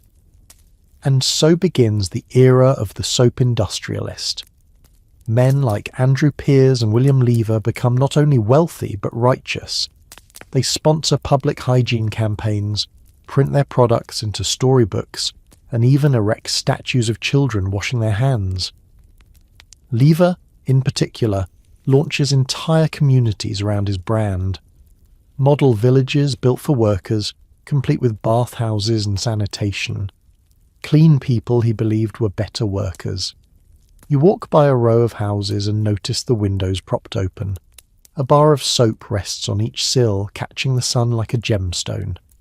Not because anyone is washing right now, but because the scent carries. It says something. In parlours, soap is tucked into drawers with linens. In bedrooms, it's displayed beside hand mirrors. In drawing rooms, it's offered as a gift, like perfume. Even if it never touches water, it does its job, to suggest order, purity, virtue. You pass a child skipping rope, her arms dusted with chalk, and hear her chant, brush your teeth and scrub your toes, or no one knows where the sickness goes. It's half a joke, half a threat, and entirely modern. Soap, once a tool, is now an identity, and it's selling faster than ever. The next day, you find yourself in a boarding house parlour where 3 women sit gossiping over teacups, each clutching a different brand of scented soap like it's a social badge. One boasts of her imported French rosewater bar. The other swears by goat's milk and oatmeal cakes. And the third, not to be outdone, proudly holds up a bright green rectangle carved with the words Lifebuoy. Disinfects as it cleans, she says with satisfaction, as if quoting scripture. You try not to smile. These soaps might not be used every day, or at all, but their presence is meaningful. In Victorian society, soap had become an emblem of personal discipline, social aspiration, and moral standing. Whether or not you actually used it, you owned it, displayed it, and talked about it. Soap was the new silk handkerchief. Back in your own flat, you take a look around. A bar of pears sits, mostly untouched, in your drawer wrapped in a lace-edged cloth. You've had it for weeks. You sniff it occasionally, rub it on your wrists like perfume. But when it comes time to wash, you still reach for the rough brown brick that smells faintly of bacon grease and scorched wood. Why? Because it works, and because the good stuff feels too precious. Still, advertising has done its work. You've begun to believe, maybe just a little, that the right soap might change your life. Make you cleaner, yes, but also better, more refined, more worthy, and you're not alone. Soap has crept into literature, sermons, even school books. Children are taught rhymes to remember to wash behind their ears. Girls are praised for dainty hands that smell of lilies. Boys are warned that dirty fingernails betray a lack of character. The clean child is the good child, one pamphlet insists, illustrated with a cartoon of a grubby urchin being transformed into a glowing angel after a single bath. You hear of mothers rubbing soap on their children's cheeks to make them smell presentable for church, even when there's no water. Of brides receiving soap cakes carved with their initials, tucked into their trousseau alongside lace and linen. Of entire schoolrooms disciplined with soap. Mouths washed out for swearing, hands scrubbed raw for idleness, collars whitened with a vengeance. But the flip side of this soap mania is shame. If you're dirty, it's not because you're poor, it's because you're immoral. If your clothes stink, your sheets are yellow, your hair oily, well, that must be a failure of character. Cleanliness is no longer just good, it's mandatory. And if you can't afford it, or don't have time, that's your burden to bear. You hear the story of a girl who was dismissed from her job as a shop assistant, not for theft or lateness, but for having a peculiar odour. She had one dress, no running water, and shared a single bar of soap with 3 sisters. None of that mattered. The scent betrayed her. That was enough. And so the city begins to separate, scented from unscented, scrubbed from unwashed. Soap doesn't just clean, it divides. You run your hands under cold water and reach for your plain bar. It lathers poorly, smells like lard, but it's honest. You glance at the gleaming pears bar tucked in its tissue-lined box. Maybe tomorrow, you're standing in front of the mirror with a comb in hand, staring at your own hair as if it might suddenly explain itself. It won't. Victorian hair care is its own strange beast, equal parts vanity, superstition, and architectural engineering. Your own hair feels limp today, though it's been stiff with pomade for weeks now, thick with dust and mystery. You attempt to smooth it, but your fingers stick slightly. That's the bear fat. Or maybe the beef tallow. Hard to tell. Either way, it's holding strong. Across town in the ladies' salons, things are even stranger. Women of fashion visit hairdressers not to cut their hair, heaven forbid, but to have it shaped, curled, and oiled. Victorian women prized length above all, with many never trimming more than a few split ends a year. Hair was a symbol of femininity, health, and purity. The longer, the better. Some grew it so long they could sit on it. Others coiled it into buns the size of dinner plates, secured with steel pins and heavy-duty pomade that could double as insect repellent. You once heard of a woman who fainted at the opera, not from the music, but because her hair was so tightly wound and pinned that it restricted the blood flow to her scalp. It wasn't uncommon. To maintain these elaborate styles, washing was rare. Once a month was ambitious, once every 2 or 3 was typical. Why? Because shampoo, as we know it, didn't exist yet. Washing meant wetting the hair with cold water, scrubbing with vinegar or eggs or borax, and then waiting hours, sometimes days, for it to dry completely in a chilly, damp house. More often, hair was cleaned with dry methods: brushing, powdering, oiling. Some women used fine-toothed combs to distribute natural oils from scalp to tip. Others sprinkled cornmeal or flour into the roots and brushed it out, an early form of dry shampoo. You'd seen one woman pat her head with powdered chalk, then wrap it in silk overnight. In the morning she claimed it shone like candlelight. The brushing itself was a ritual, 100 strokes a night, always. Not just for untangling, but for blood circulation, moral reflection, and marital appeal. If your husband walked in to find you brushing your hair in candlelight, it wasn't just charming, it was practically a duty. Men weren't spared from the ritual either. Hair oil was a booming business. Macassar oil in particular became such a household staple that antimacassars, those little white lace covers on chairbacks, were invented solely to protect furniture from the greasy heads of fashionable gentlemen. You once sat in a railway car behind a man whose pomade left an oily halo on the seat headrest. It glistened there, a dark reminder that Victorian style always left a residue, and wigs, still popular, though often blended with real hair or built onto pads and rats, small cushions made of hair collected from one's own hairbrush. Yes, you read that right. You'd gather the stray hairs from your comb each day, stuff them into a little net, and use that net to bulk up your hairstyle. Efficient, slightly horrifying, very Victorian. You glance again at your reflection. The comb snags slightly in the back.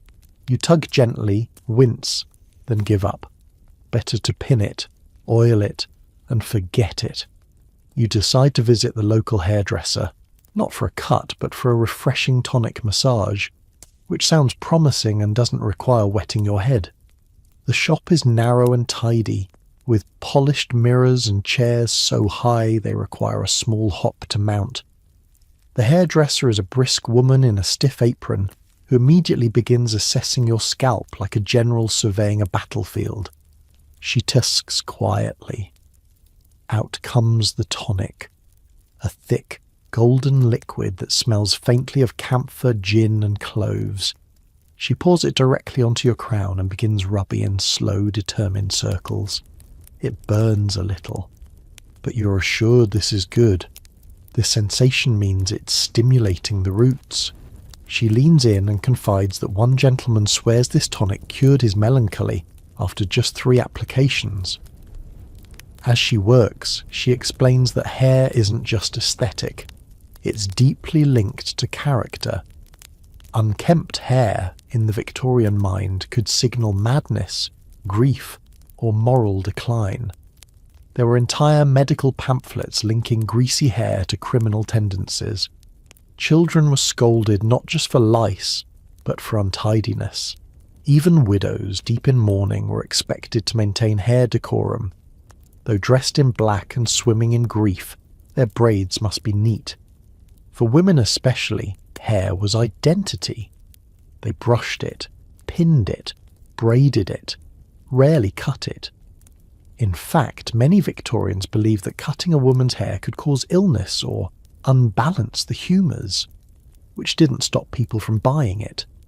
the human hair trade flourished, with locks collected from servants, orphans, and even corpses, then cleaned and woven into wigs, extensions, or elaborate plaits to be pinned atop wealthier heads. You once read about a lady who proudly wore a braided coronet made entirely from her late sister's hair. It was both mourning jewellery and fashion statement, a crown of grief, literally. Men had their own vanities. Barbershops offered pomades and waxes in endless varieties. Some claimed to promote hair growth, others simply helped sculpt the perfect part. Sideburns, moustaches and beards were all the rage, but keeping them sharp took effort. You'd need a proper stiff brush, a straight razor, maybe a dollop of bear's grease. Some gentlemen visited the barber daily, not because they were unkempt, but because Victorian grooming was about control. You glance toward a neighbouring chair, where a young man reclines under a hot towel, the ends of his moustache poking out like antennae. The barber delicately trims them with scissors smaller than sewing shears. Behind them, rows of bottles sparkle. Bay rum, bear's oil, eau de cologne, coconut pomade. You remember seeing one of these at home, a bottle of bay rum tucked into your father's cabinet. It smelled of spice, smoke, and something strangely sterile. He wore it even on days he didn't bathe, perhaps especially on those days. The hairdresser finishes with a final pat of lavender powder and a quick brush through your curls.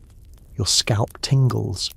Your hair, though technically still unwashed, feels renewed, lifted, like it could pass for clean in polite society. You step out into the street and catch a reflection in a window pane. The light catches the oil just right. Subtle sheen, neat part, no strays. To the average passerby, you look immaculate, and that, in the Victorian world, is what hygiene is all about. Not health, not comfort, but the illusion of control. You're invited to dinner at a well-to-do cousin's home, an evening affair with gaslight chandeliers, 7 courses, and the kind of cutlery that requires a short tutorial. You arrive early, nervously checking your shoes for any lingering traces of the street. As you remove your coat, you glance around and notice something. Every man has a beard. Not just beards, sculptures. The room is a bristling gallery of facial hair. Sideburns that look like curtains, moustaches curled into corkscrews, beards so lush they could be mistaken for small pets. It's the height of Victorian style. Facial hair as identity, as philosophy, as national duty, and of course as hygiene hazard. You settle into conversation beside a gentleman whose beard reaches mid-chest and smells faintly of tobacco and citrus pomade. He's proud of it, naturally, grooms it daily, uses a comb made of ivory. His valet, he explains, brushes it with a mixture of coconut oil and bay leaf tincture. Keeps the lice out, he adds casually, as if discussing the weather. And that's when it hits you. Facial hair, while fashionable, was an occupational hazard in Victorian hygiene. A beard wasn't just a beard, it was a sponge. It collected soot, soup, sweat and scent. It trapped crumbs, it absorbed the fog, and unless meticulously cared for, it quickly turned from stylish to stench vessel. Still, men clung to them fiercely. A clean-shaven face in many circles was associated with immaturity or worse, foreignness. During the Crimean War, soldiers returned with thick beards, practical protection against cold, and the trend caught fire. Even clergymen, once stern advocates of smooth chins, began to sport whiskers as symbols of gravitas. You excuse yourself to the washroom and catch your own reflection. You've been cultivating a modest moustache. Not too wild, not too sparse, but you suddenly feel inadequate next to the Victorian giants downstairs. You consider applying more pomade, but think better of it. One sneeze and it might slide right off your lip. Back at the table, soup is served. A gentleman to your right dabs delicately at his beard after each sip, an embroidered napkin folded like origami. Across from you, another has given up entirely, his beard already tinted with consommé. You hear rumours of special beard bibs sold in London shops, lace-lined pockets that draped beneath the chin for meals. One particularly enterprising soul invented the moustache spoon, a shallow bowl with a metal guard that protected facial hair from immersion. Brilliant, slightly absurd, entirely Victorian, but it wasn't all fashion and food stains. Barbershops flourished in this era, acting as both grooming parlours and informal clinics.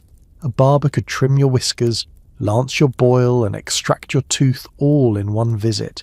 You'd leave with a sharper beard and a lighter head. And the tools? Unsterilised, of course. Just a quick rinse in cold water and back into the leather. Pouch. You remember hearing about pogonotomy, the art of beard shaping. Some barbers trained in it the way surgeons trained in dissection.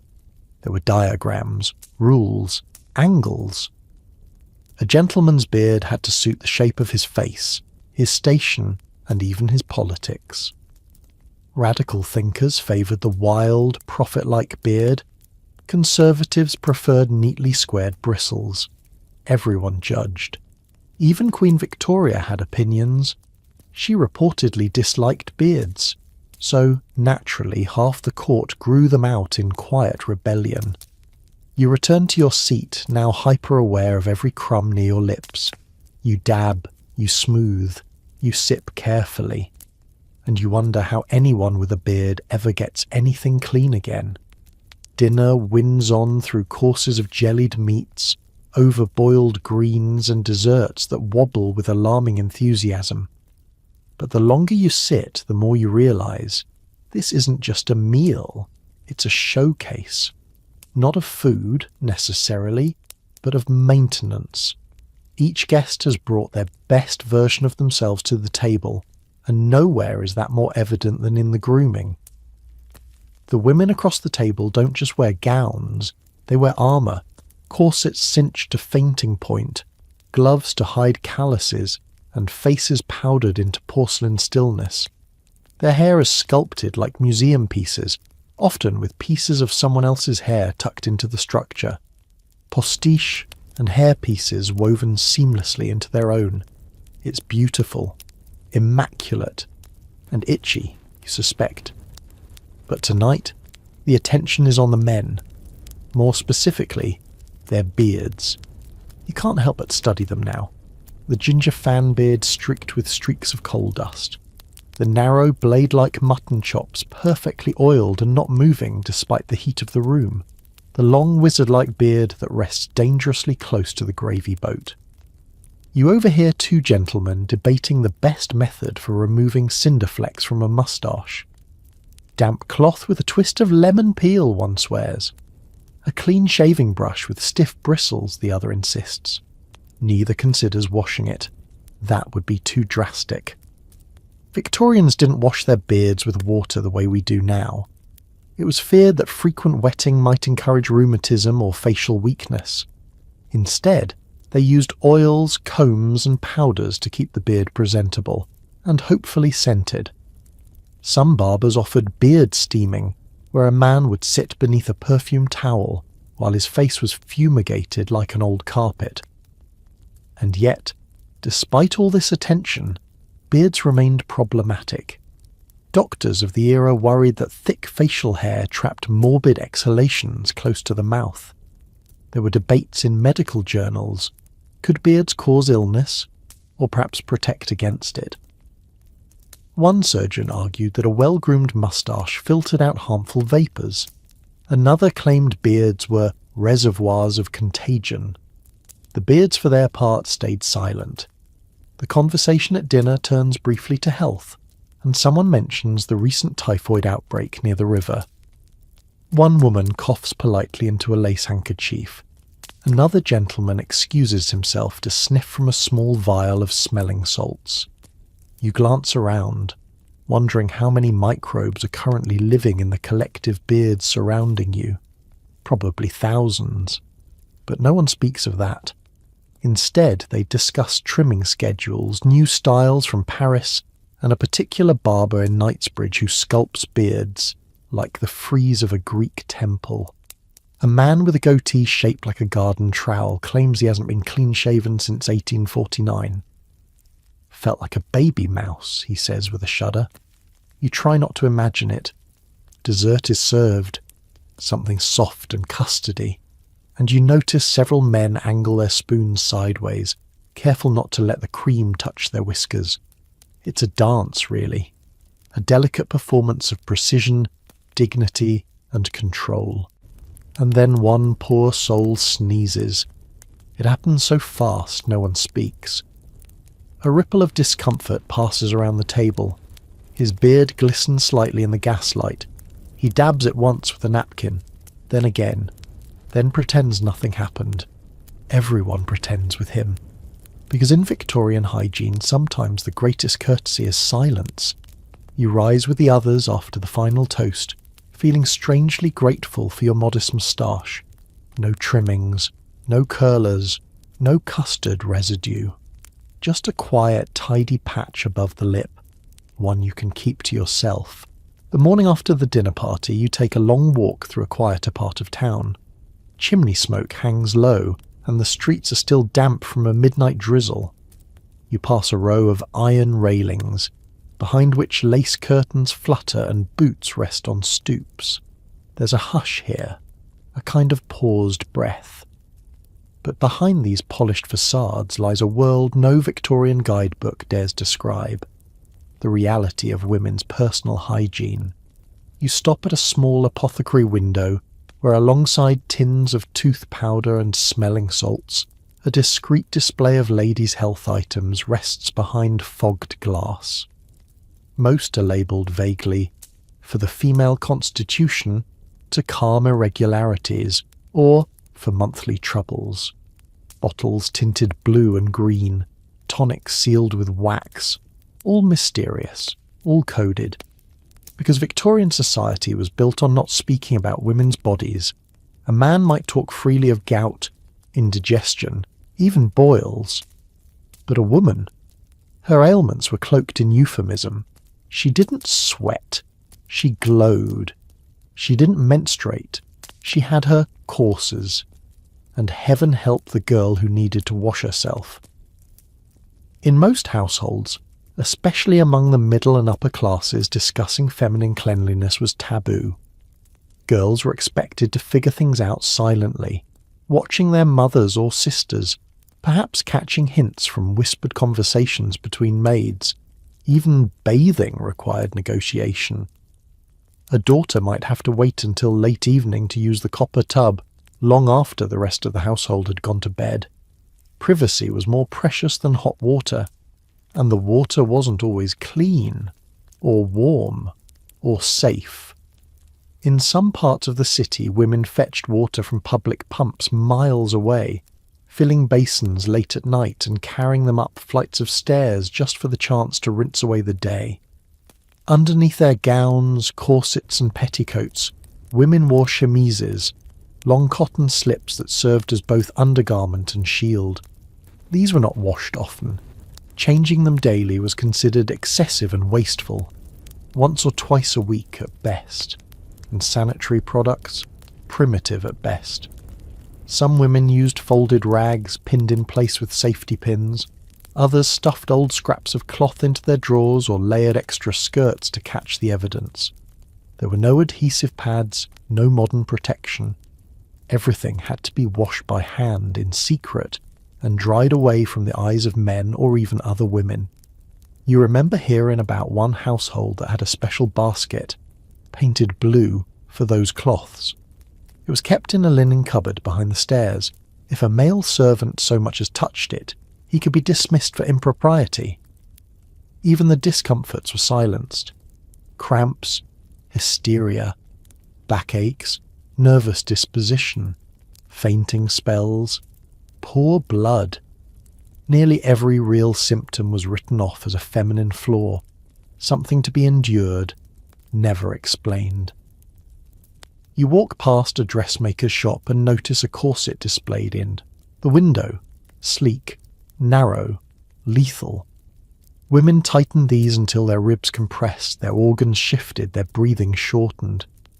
Combine that with poor ventilation, rarely washed undergarments, and long hours standing or sitting still, and you begin to understand the real meaning of ladylike exhaustion. And still, women were expected to glow, to smell of roses, to be clean, serene, and utterly uncomplaining. You pause outside the shop a moment longer, imagining the woman who wears that corset, how long she's gone without bathing, how many pins are holding her modesty in place, and how many things about her own body she's never been allowed to say aloud. You step into a quiet courtyard, where laundry flaps gently between buildings, women's underthings hung discreetly behind bed sheets, out of sight from any public path. It's not just modesty, it's strategy. A woman's hygiene, especially anything related to menstruation or bodily care, is something to be hidden, implied, never acknowledged outright. Even the soap she uses might be labelled delicate cleanser or refined powder. No one dares call it what it is.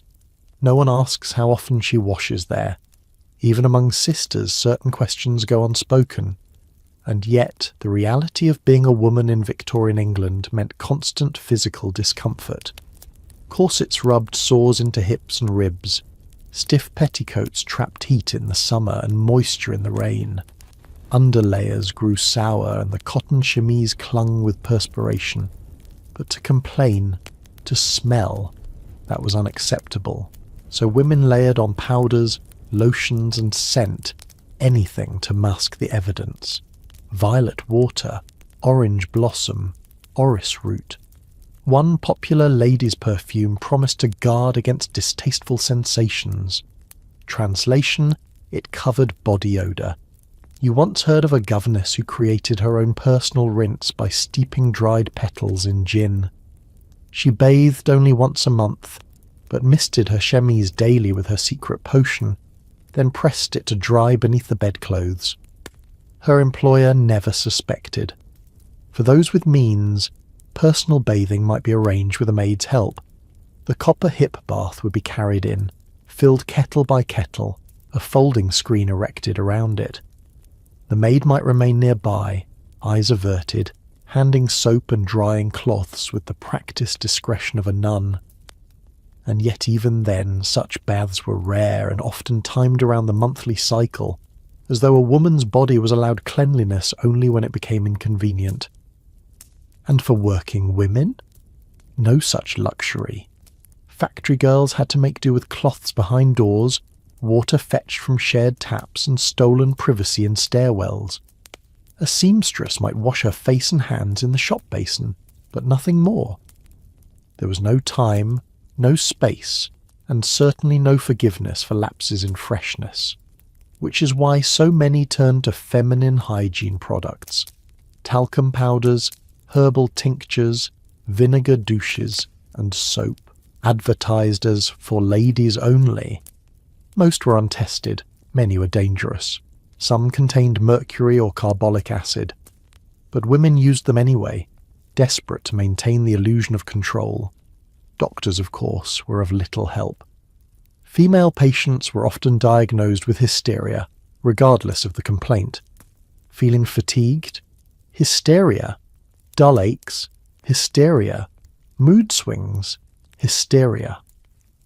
One physician famously claimed that over-education was causing womb drift in young girls, that too much thinking could literally cause their reproductive organs to go wandering, and yet, in the privacy of their own wash basins, women continued to care for themselves, quietly, patiently, with rags, with herbs, with hands worn from boiling and scrubbing and stitching everything twice over.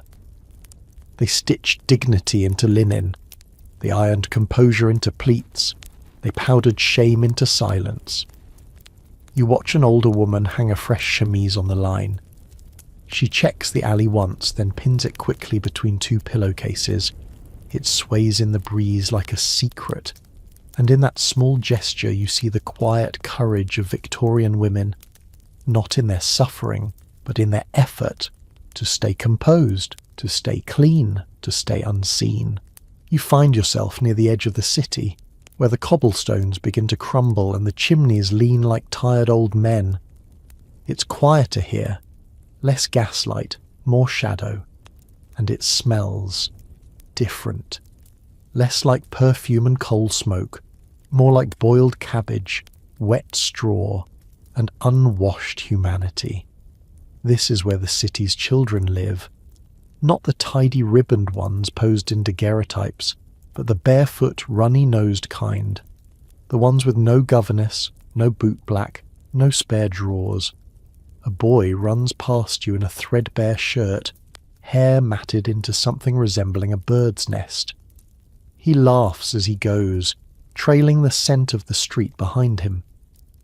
Another child follows, a girl with a doll made from rags, her cheeks smeared with soot and jam. Her fingernails are lined with black. Her knees are stained green and brown from 100 tumbles. They are happy and absolutely filthy. Victorian children, particularly from working-class families, were not expected to be clean. They were expected to be useful. Small hands fit into narrow chimney flues, under spinning machines and between factory gears. Childhood wasn't protected. It was utilised. Baths, a luxury. Towels, rare. Supervision, sparse.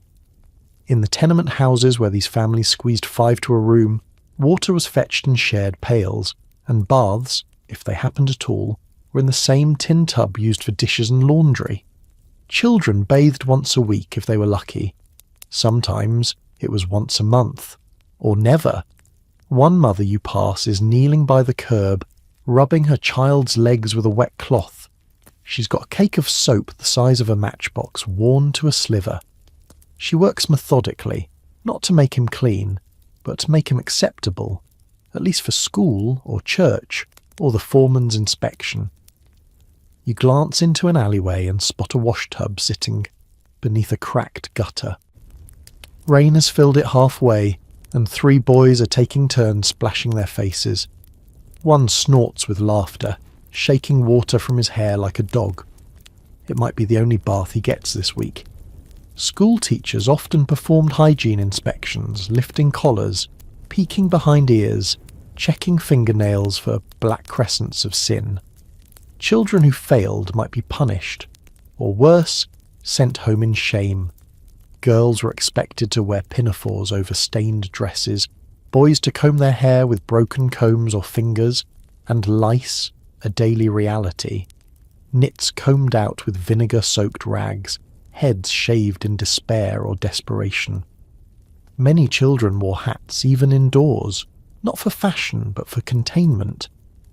You see a small boy wiping his face with his sleeve before approaching a vendor. His hands leave streaks. The vendor doesn't flinch. No one does. Dirt is currency here. It's not a mark of neglect, but of effort, of existence. Even play is filthy. Mud pies are not a metaphor, they're lunch games. Stones are toys. Rats are sometimes named. And yet, there's laughter. Real laughter, not the polite. Giggle of parlours, but the unfiltered kind that comes from belly and lungs and scraped knees. Children leap over puddles with wild glee, shriek at invisible monsters, collapse in piles of dust. They don't smell of violets. They don't brush their teeth. They don't own soap, but they live, loudly, freely. And in the narrow alleys of Victorian England, life often mattered more than cleanliness. Later that day, you visit a ragged school, a charity-run classroom tucked behind a chapel, built for children too poor to pay tuition. The walls are damp, the windows weep, and the air inside is dense with chalk, wet wool, and something sour that clings to every bench. A dozen children sit hunched over slates, hands red from the cold, necks marked with grime their collars can't quite cover. One boy scratches absently at his scalp. Another picks at his fingernails with a piece of slate, the black half-moons stubborn beneath the tips. The teacher, a weary woman with the air of a long-suffering saint, doesn't flinch. She's used to it. Probably carries lice powder in her apron. During reading hour, a girl in the back begins to cough, a deep, rattling sound that makes the other children shift uneasily. She buries her face in a rag and wipes her nose on her sleeve. No one moves. There's no soap, no tissues, no spare water. Just a moment of silence, then the reading resumes. You notice a poster nailed crookedly to the wall. Wash your hands, brush your hair, and clean your teeth. The words are hopeful, the children less so. Most of them have never owned a toothbrush. For many, washing means dunking their face in a bucket and drying it on yesterday's shirt. And yet teachers persist. At the end of the day, a few children are taken aside for inspection. One by one, their nails are checked, their ears lifted, their teeth examined with gloved fingers. Though the gloves are thin and already greying. You overhear one girl being praised for no new fleas this week, and another being handed a tiny wrapped package, a piece of carbolic soap, no bigger than a sugar cube. She clutches it like treasure. Outside the school, mothers wait in shawls, their arms full of cabbage leaves and second-hand shoes. One kneels to button her son's coat, licking her thumb to scrub a smudge from his cheek. You catch a glimpse of love there, not romantic, not sentimental, but fierce. The kind that scrubs with vinegar and hopes for a warmer morning. And what of the babies? The infants strapped to backs with tea towels and calico. They're rarely bathed at all, just wiped with rags, powdered with flour if rash appears, or left swaddled in layers of cloth that haven't seen boiling water in weeks. Diapers are rinsed maybe, but often reused until they fall apart. And no one talks about the smell. Everyone simply lives in it. You follow one family down the lane, 3 children, one mother, a sack of firewood between them. As they pass, the scent follows. Damp, wool, old potatoes, human breath, and something warm and sour. It's not pleasant, but it's not shameful either. It's the smell of people trying. Back at your room, you wash your hands slowly, partly out of habit, partly out of guilt. The soap slips between your fingers. The water runs brown at first, then clear. You dry them and sit down by the window, thinking of the girl with a sugar cube bar of soap. She'll make it last. She'll break it in half to share. She might even hide it beneath her bed like a charm. Because in a world of filth and frost and silence, even the idea of cleanliness is something to hold on to.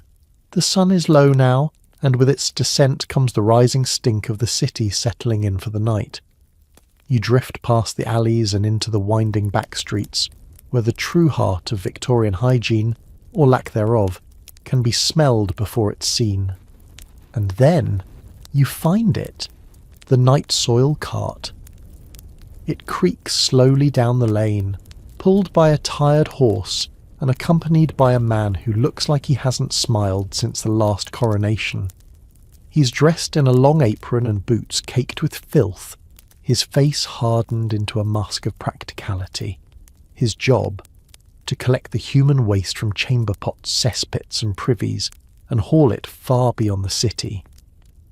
If you've ever wondered where all the filth from those unwashed homes ended up, this is your answer. Victorian London had no proper sewer system until well into the second half of the 19th century. Until then, families, rich or poor, relied on night soil men to cart away their waste, often by hand. They worked in the dark, slipping down alleys, ducking into yards, dumping the contents of privy pits into great wooden barrels that sloshed with every lurch of the cart. And the smell? You already know. Imagine warm, sour milk stirred into a stew of cabbage water and old fish, then heated by the day's sun and disturbed at dusk. Privies, those small outdoor toilets shared by dozens of families, were often no more than brick sheds over shallow holes. And when the pits filled, which they did regularly, the waste would overflow into basements, alleyways, even cellars of nearby homes. One 1850s newspaper cheerfully warned readers not to store coal indoors during rainy weeks, for fear it might float away on a tide of human excrement. You round a corner and find a group of small boys daring each other to peek into a privy door. One opens it and gags so hard he stumbles backward, shrieking with laughter. The others cheer. It's a game, a test of bravery. But you know what's behind that door? Years of human waste, piled in silence, waiting for the nightman. For wealthier homes, things were slightly more sophisticated. Indoor chamber pots were kept beneath beds, often with lids and floral decorations, as if porcelain could make the act more dignified. Some families even had commodes, wooden boxes that looked like chairs but contained a hidden pot inside. Still, someone had to empty them, and in many homes that task fell to a maid. Imagine being a young girl, perhaps 14, charged with tiptoeing through the drawing room with a full pot of someone else's waste. One wrong step and it's not just the rug that's ruined, it's your reputation. Servants were dismissed for spills, leaks, or even for making too much noise with the lid. And yet these chamber pots were used day and night, with the contents left to stew until the morning, when they could be emptied out a window, down a chute, or, if you were feeling cheeky, into the street. That's right. Before modern sewage, some Londoners simply hurled the contents of their pots into the gutter with a shout of "Gardez-lou!" A twisted echo of the French "Regardez l'eau," watch out for the water. If you were unlucky enough to pass underneath, well, let's just say umbrellas weren't just for rain. You decide to follow the night soil cart a little farther. It lurches out of the residential lanes and toward the city's grim outer fringe, toward the fields where the city's waste met its end, or rather, its next chapter. Because here's the disturbing twist. Much of that human waste, it was reused. Rebranded as London muck or pure, this potent mix of night soil was sold to farmers and market gardeners as fertiliser. Yes, Victorian vegetables were often grown in the byproducts of tenement outhouses. Carrots, onions, cabbage, all nourished by yesterday's dinner, processed through thousands of guts, then shovelled onto fields with cheerful industry. It was economical, it was efficient, and it was deeply, deeply unsanitary. You walk past one such cart now, where a man stands thigh-deep in what looks like mud, but isn't. He lifts a shovel with a practised flick and sprinkles a row of sprouts. The smell makes your teeth hurt, but the crop is thriving. In cities like London and Manchester, the sheer volume of human waste created logistical nightmares. It piled up faster than it could be removed. In summer, the smell was inescapable. In winter, frozen privies turned into dangerous towers of filth, brittle and sharp. There are records of icicles forming inside overflowing cesspits. Sometimes the problem became explosive, literally. Methane gas building up beneath old houses caused deadly fires or sudden blows to floorboards. One recorded case tells of a woman whose parlour was blown upward when the build-up beneath her floor caught fire from a dropped match. The insurance company blamed neglected infrastructure. She blamed the maid. Eventually, people started pushing for reform, and then came Joseph Bazalgette. In the mid-1800s, this civil engineer took one whiff of London's infamous Great Stink of 1858 and declared quite sensibly that enough was enough. Parliament sessions were suspended due to the unbearable smell wafting up from the Thames. Politicians tied vinegar-soaked rags over their faces, and Bazalgette, he got to work. What followed was one of the greatest engineering feats of the age, the construction of London's modern sewer system. Over 100 miles of brick-lined tunnels, designed not only to carry waste away from homes, but also out to sea. It was a project so monumental and so overdue that people wept at the opening ceremony. And yet, even after Basil gets sewers, old habits died hard. Many tenements weren't connected to the new system for years. Some landlords refused the cost, others simply didn't care.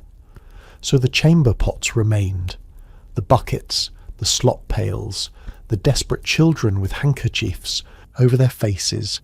You imagine a young girl again, walking carefully with a full pot. The handle is warm, her fingers slip, she clenches, she prays. Just 3 more steps to the chute. She makes it. Barely.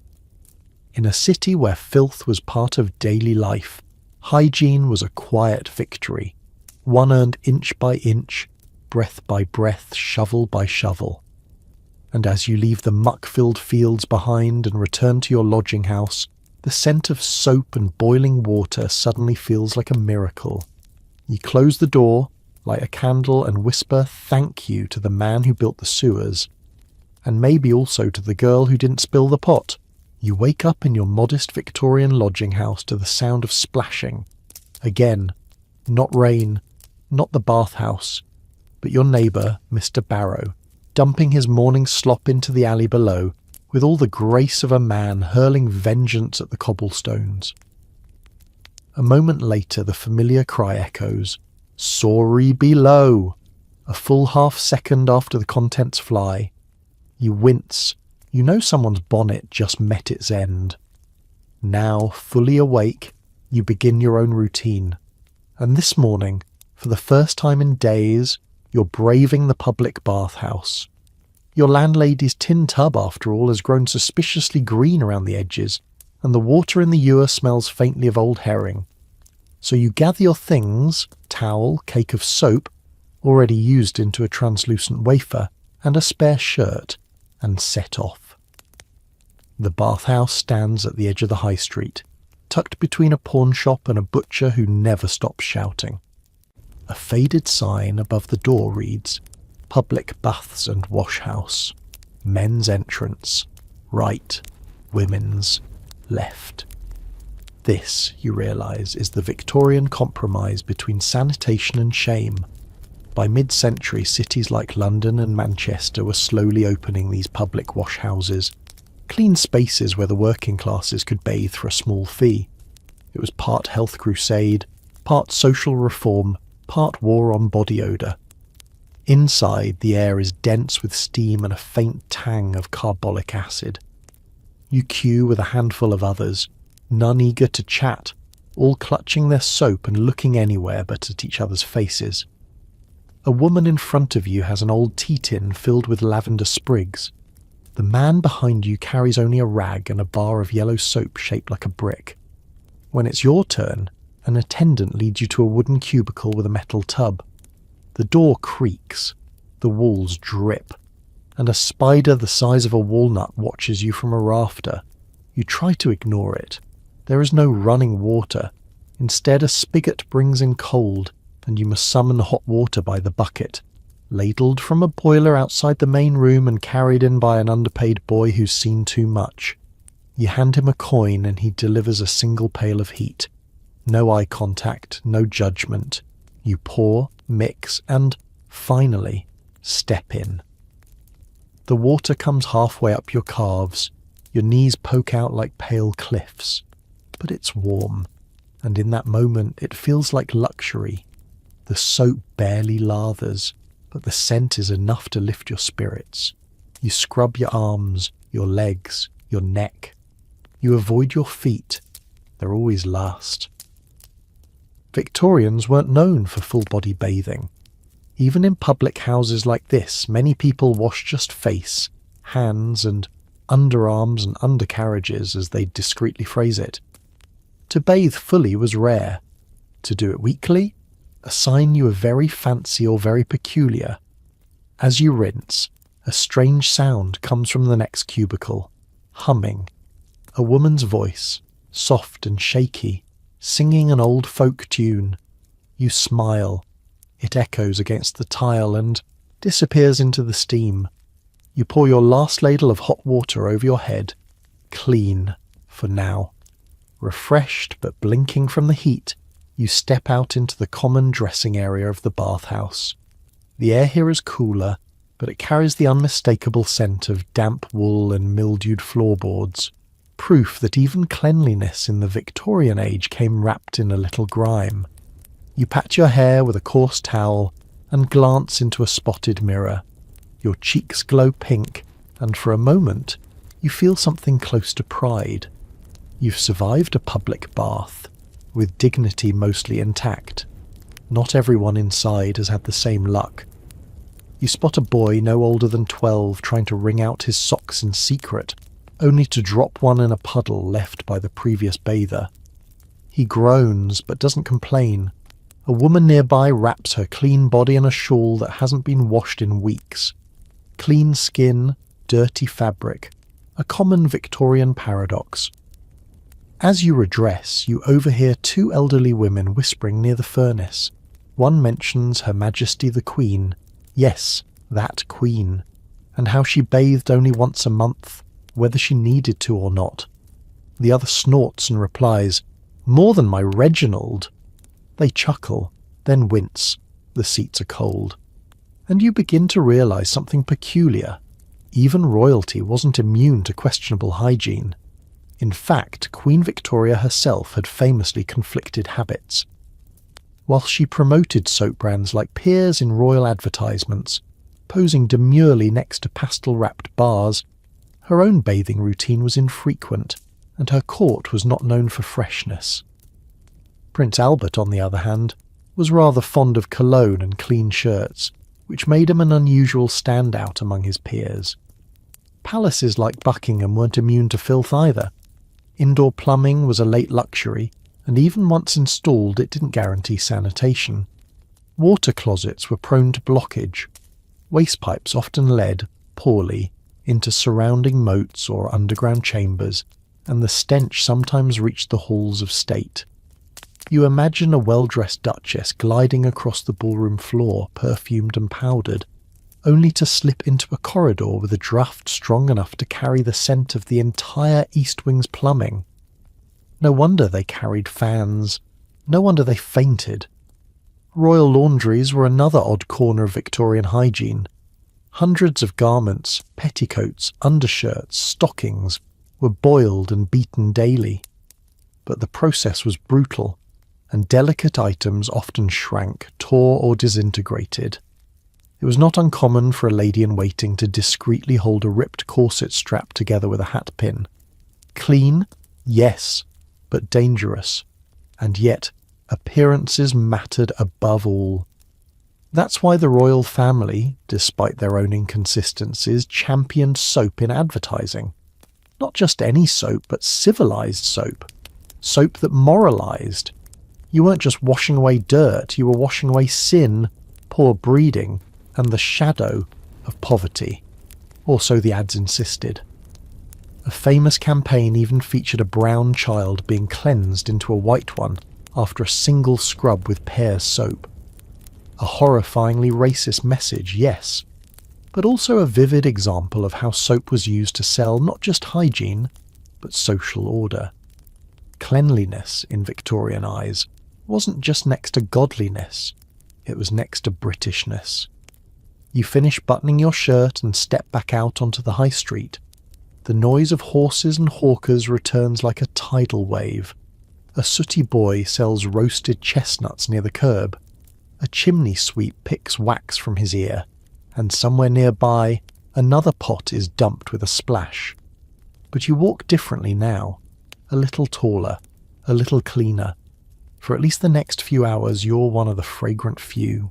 You're walking home beneath a grey slanted sky, when your foot sinks slightly into something soft, not quite mud, not quite solid. You don't look down, you just keep walking. That's the Victorian way. But as you turn onto your narrow lane, you're struck by the quiet thrum of a different ritual altogether.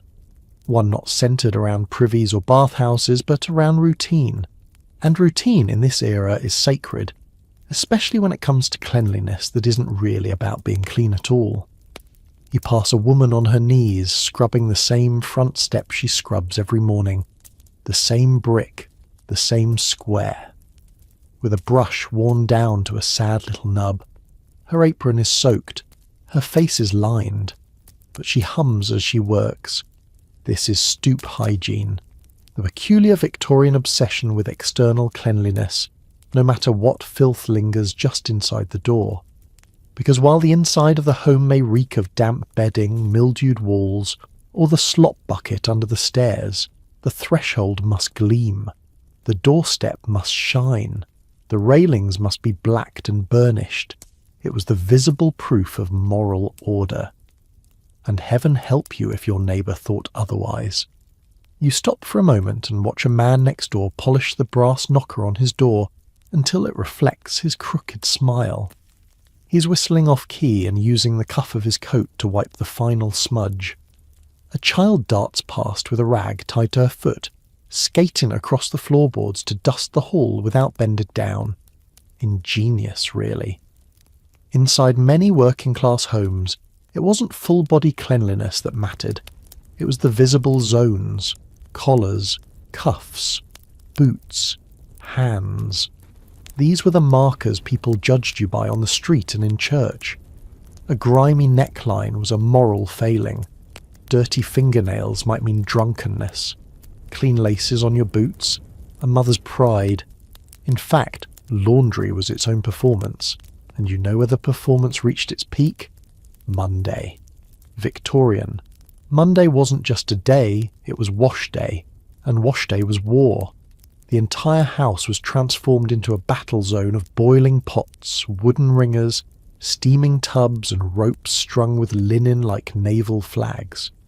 Women laboured from dawn to dusk, stirring sheets with long wooden paddles, scrubbing shirts on metal washboards that skinned knuckles raw, hauling wet clothes so heavy they could throw out a spine. And that was just the first day. Tuesday was for drying, Wednesday for ironing, Thursday for mending, Friday for starching and folding, Saturday.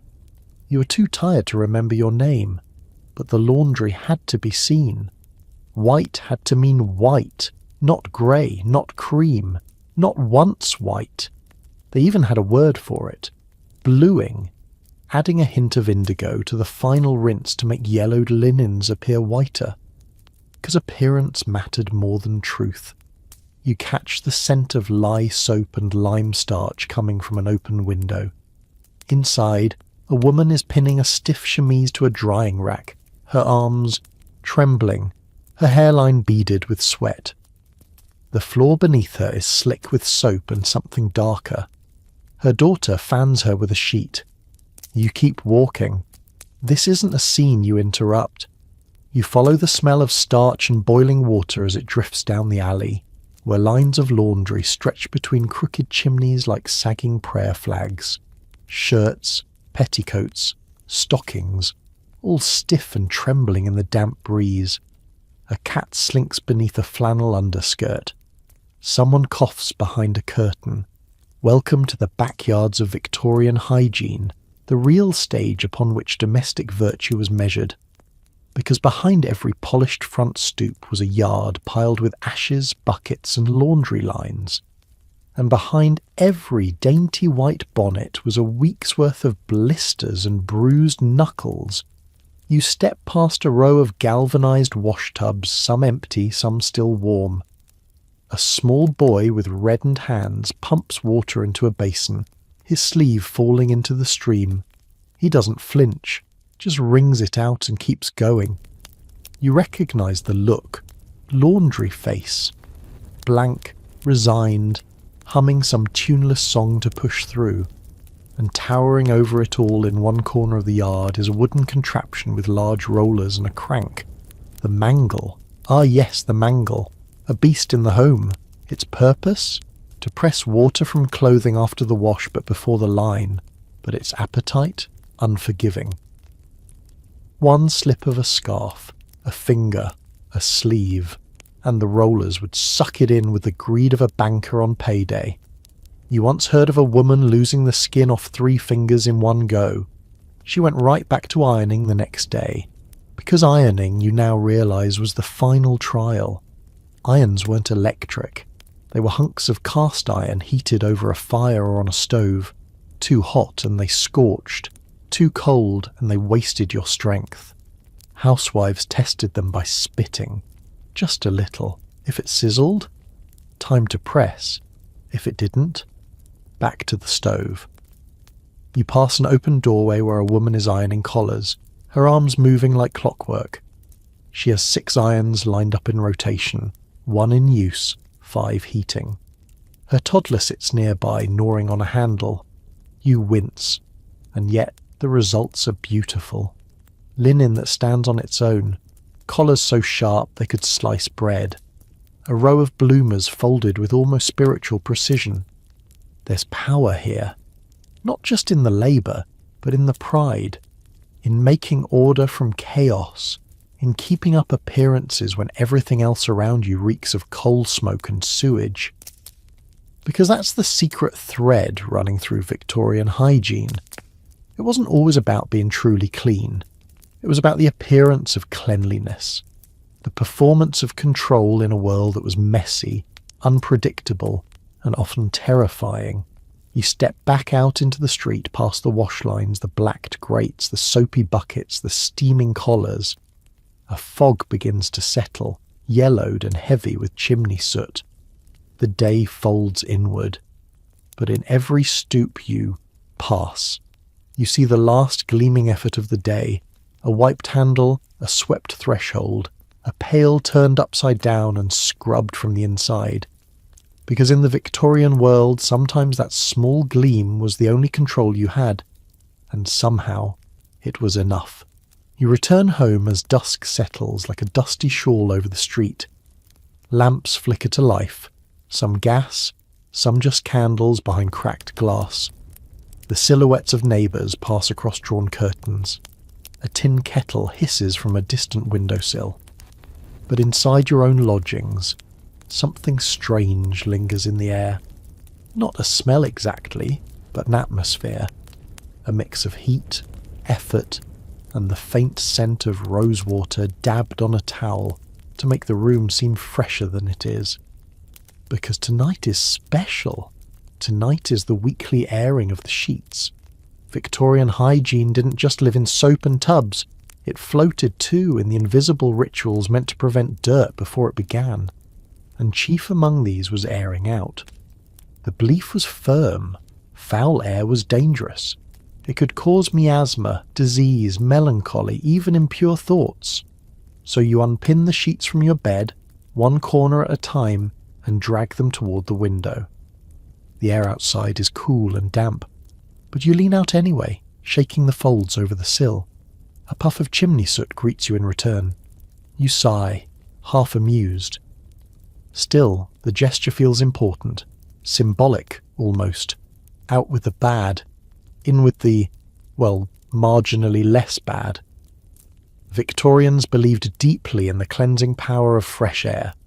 Bedrooms were aired, clothes were aired, pillows were beaten and left to hang in fog and frost. Even if they returned stiff as planks or damp at the seams, the airing had occurred, which meant the ritual had worked. As you hang your pillowcase from a nail by the window, your landlady enters, holding a small bowl of vinegar and water. She begins to sprinkle it around the baseboards with delicate flicks. You don't ask. You already know. It's for the lice.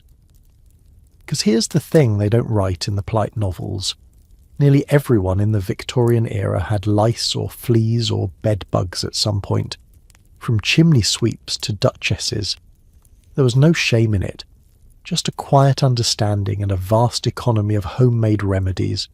Turpentine-soaked combs, camphor sachets, vinegar rinses, and mysterious powders from the chemist's shelf. You pick up a comb with missing teeth and run it through your hair, just in case. The battle for cleanliness wasn't just against dirt, it was against infestation, and the more polite your household, the more discreet your war. Your landlady points to the floorboards. "They're moving again," she whispers. You pretend not to hear. Then she lights a pastille, a little cone of scented clay, and sets it smoking in the corner. The fragrance is thick, medicinal, and somehow worse than the smell it's trying to cover. It's supposed to kill miasma, or ghosts, or both. You sit down on the bed frame while the sheets flap by the window. The mattress crunches slightly beneath you. Straw. Not ideal. But it's been aired recently, meaning it was dragged into the courtyard, fluffed with a stick, and left to soak up pigeon droppings and sunlight in equal measure. Still, you're grateful. In this world, a half-clean bed, a comb with teeth, and a neighbour who warns you about lice, that's a good night. The sheets are back on the bed now, still slightly damp from the evening fog, but they smell faintly of coal smoke and lavender soap, which is more than you could have hoped for. You crawl beneath them, careful not to brush against the wall. The wallpaper has bubbled from moisture and once hosted a trail of silverfish. Now it just peels, tired and curling, like parchment giving up its secrets. Your feet find the warm brick wrapped in flannel at the foot of the bed. A poor man's bed warmer, borrowed from the kitchen hearth. The comfort is immediate, and the weight of the day begins to slip away, one ache at a time.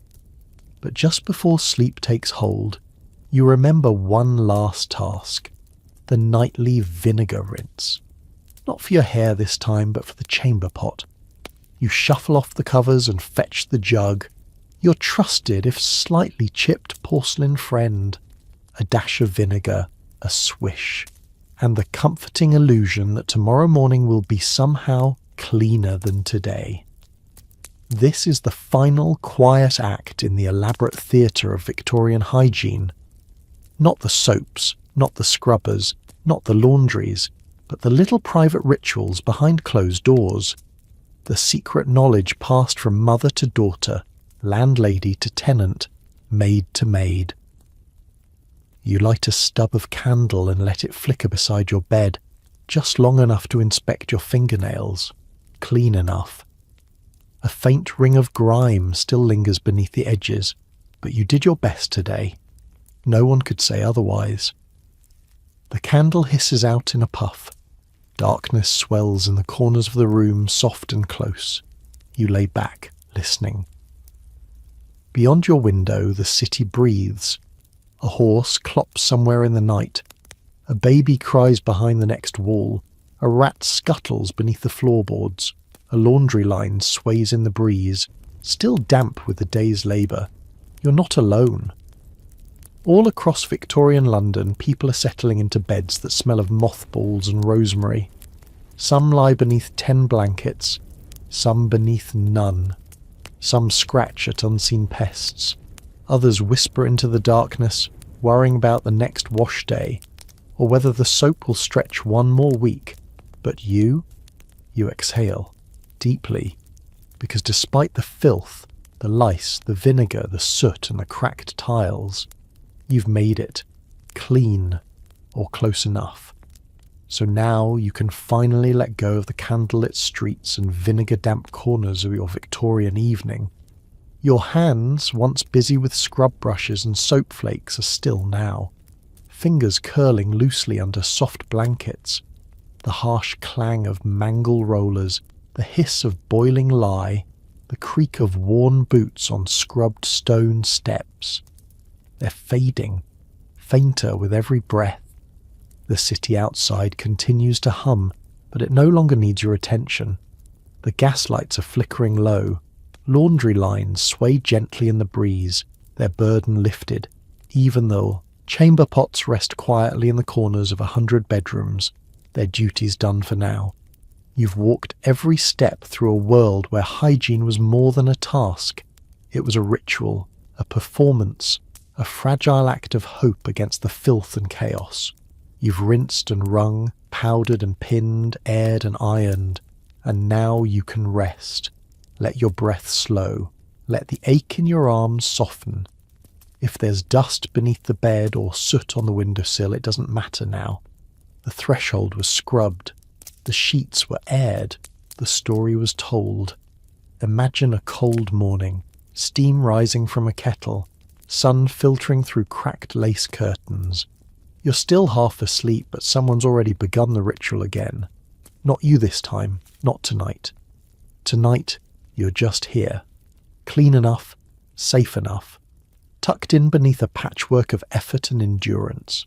Let your body sink, the way straw settles in an old mattress. Quiet, natural, whole. You've survived a day in the strange, soapy, smoky, stubborn world of Victorian hygiene, and now you've earned your sleep.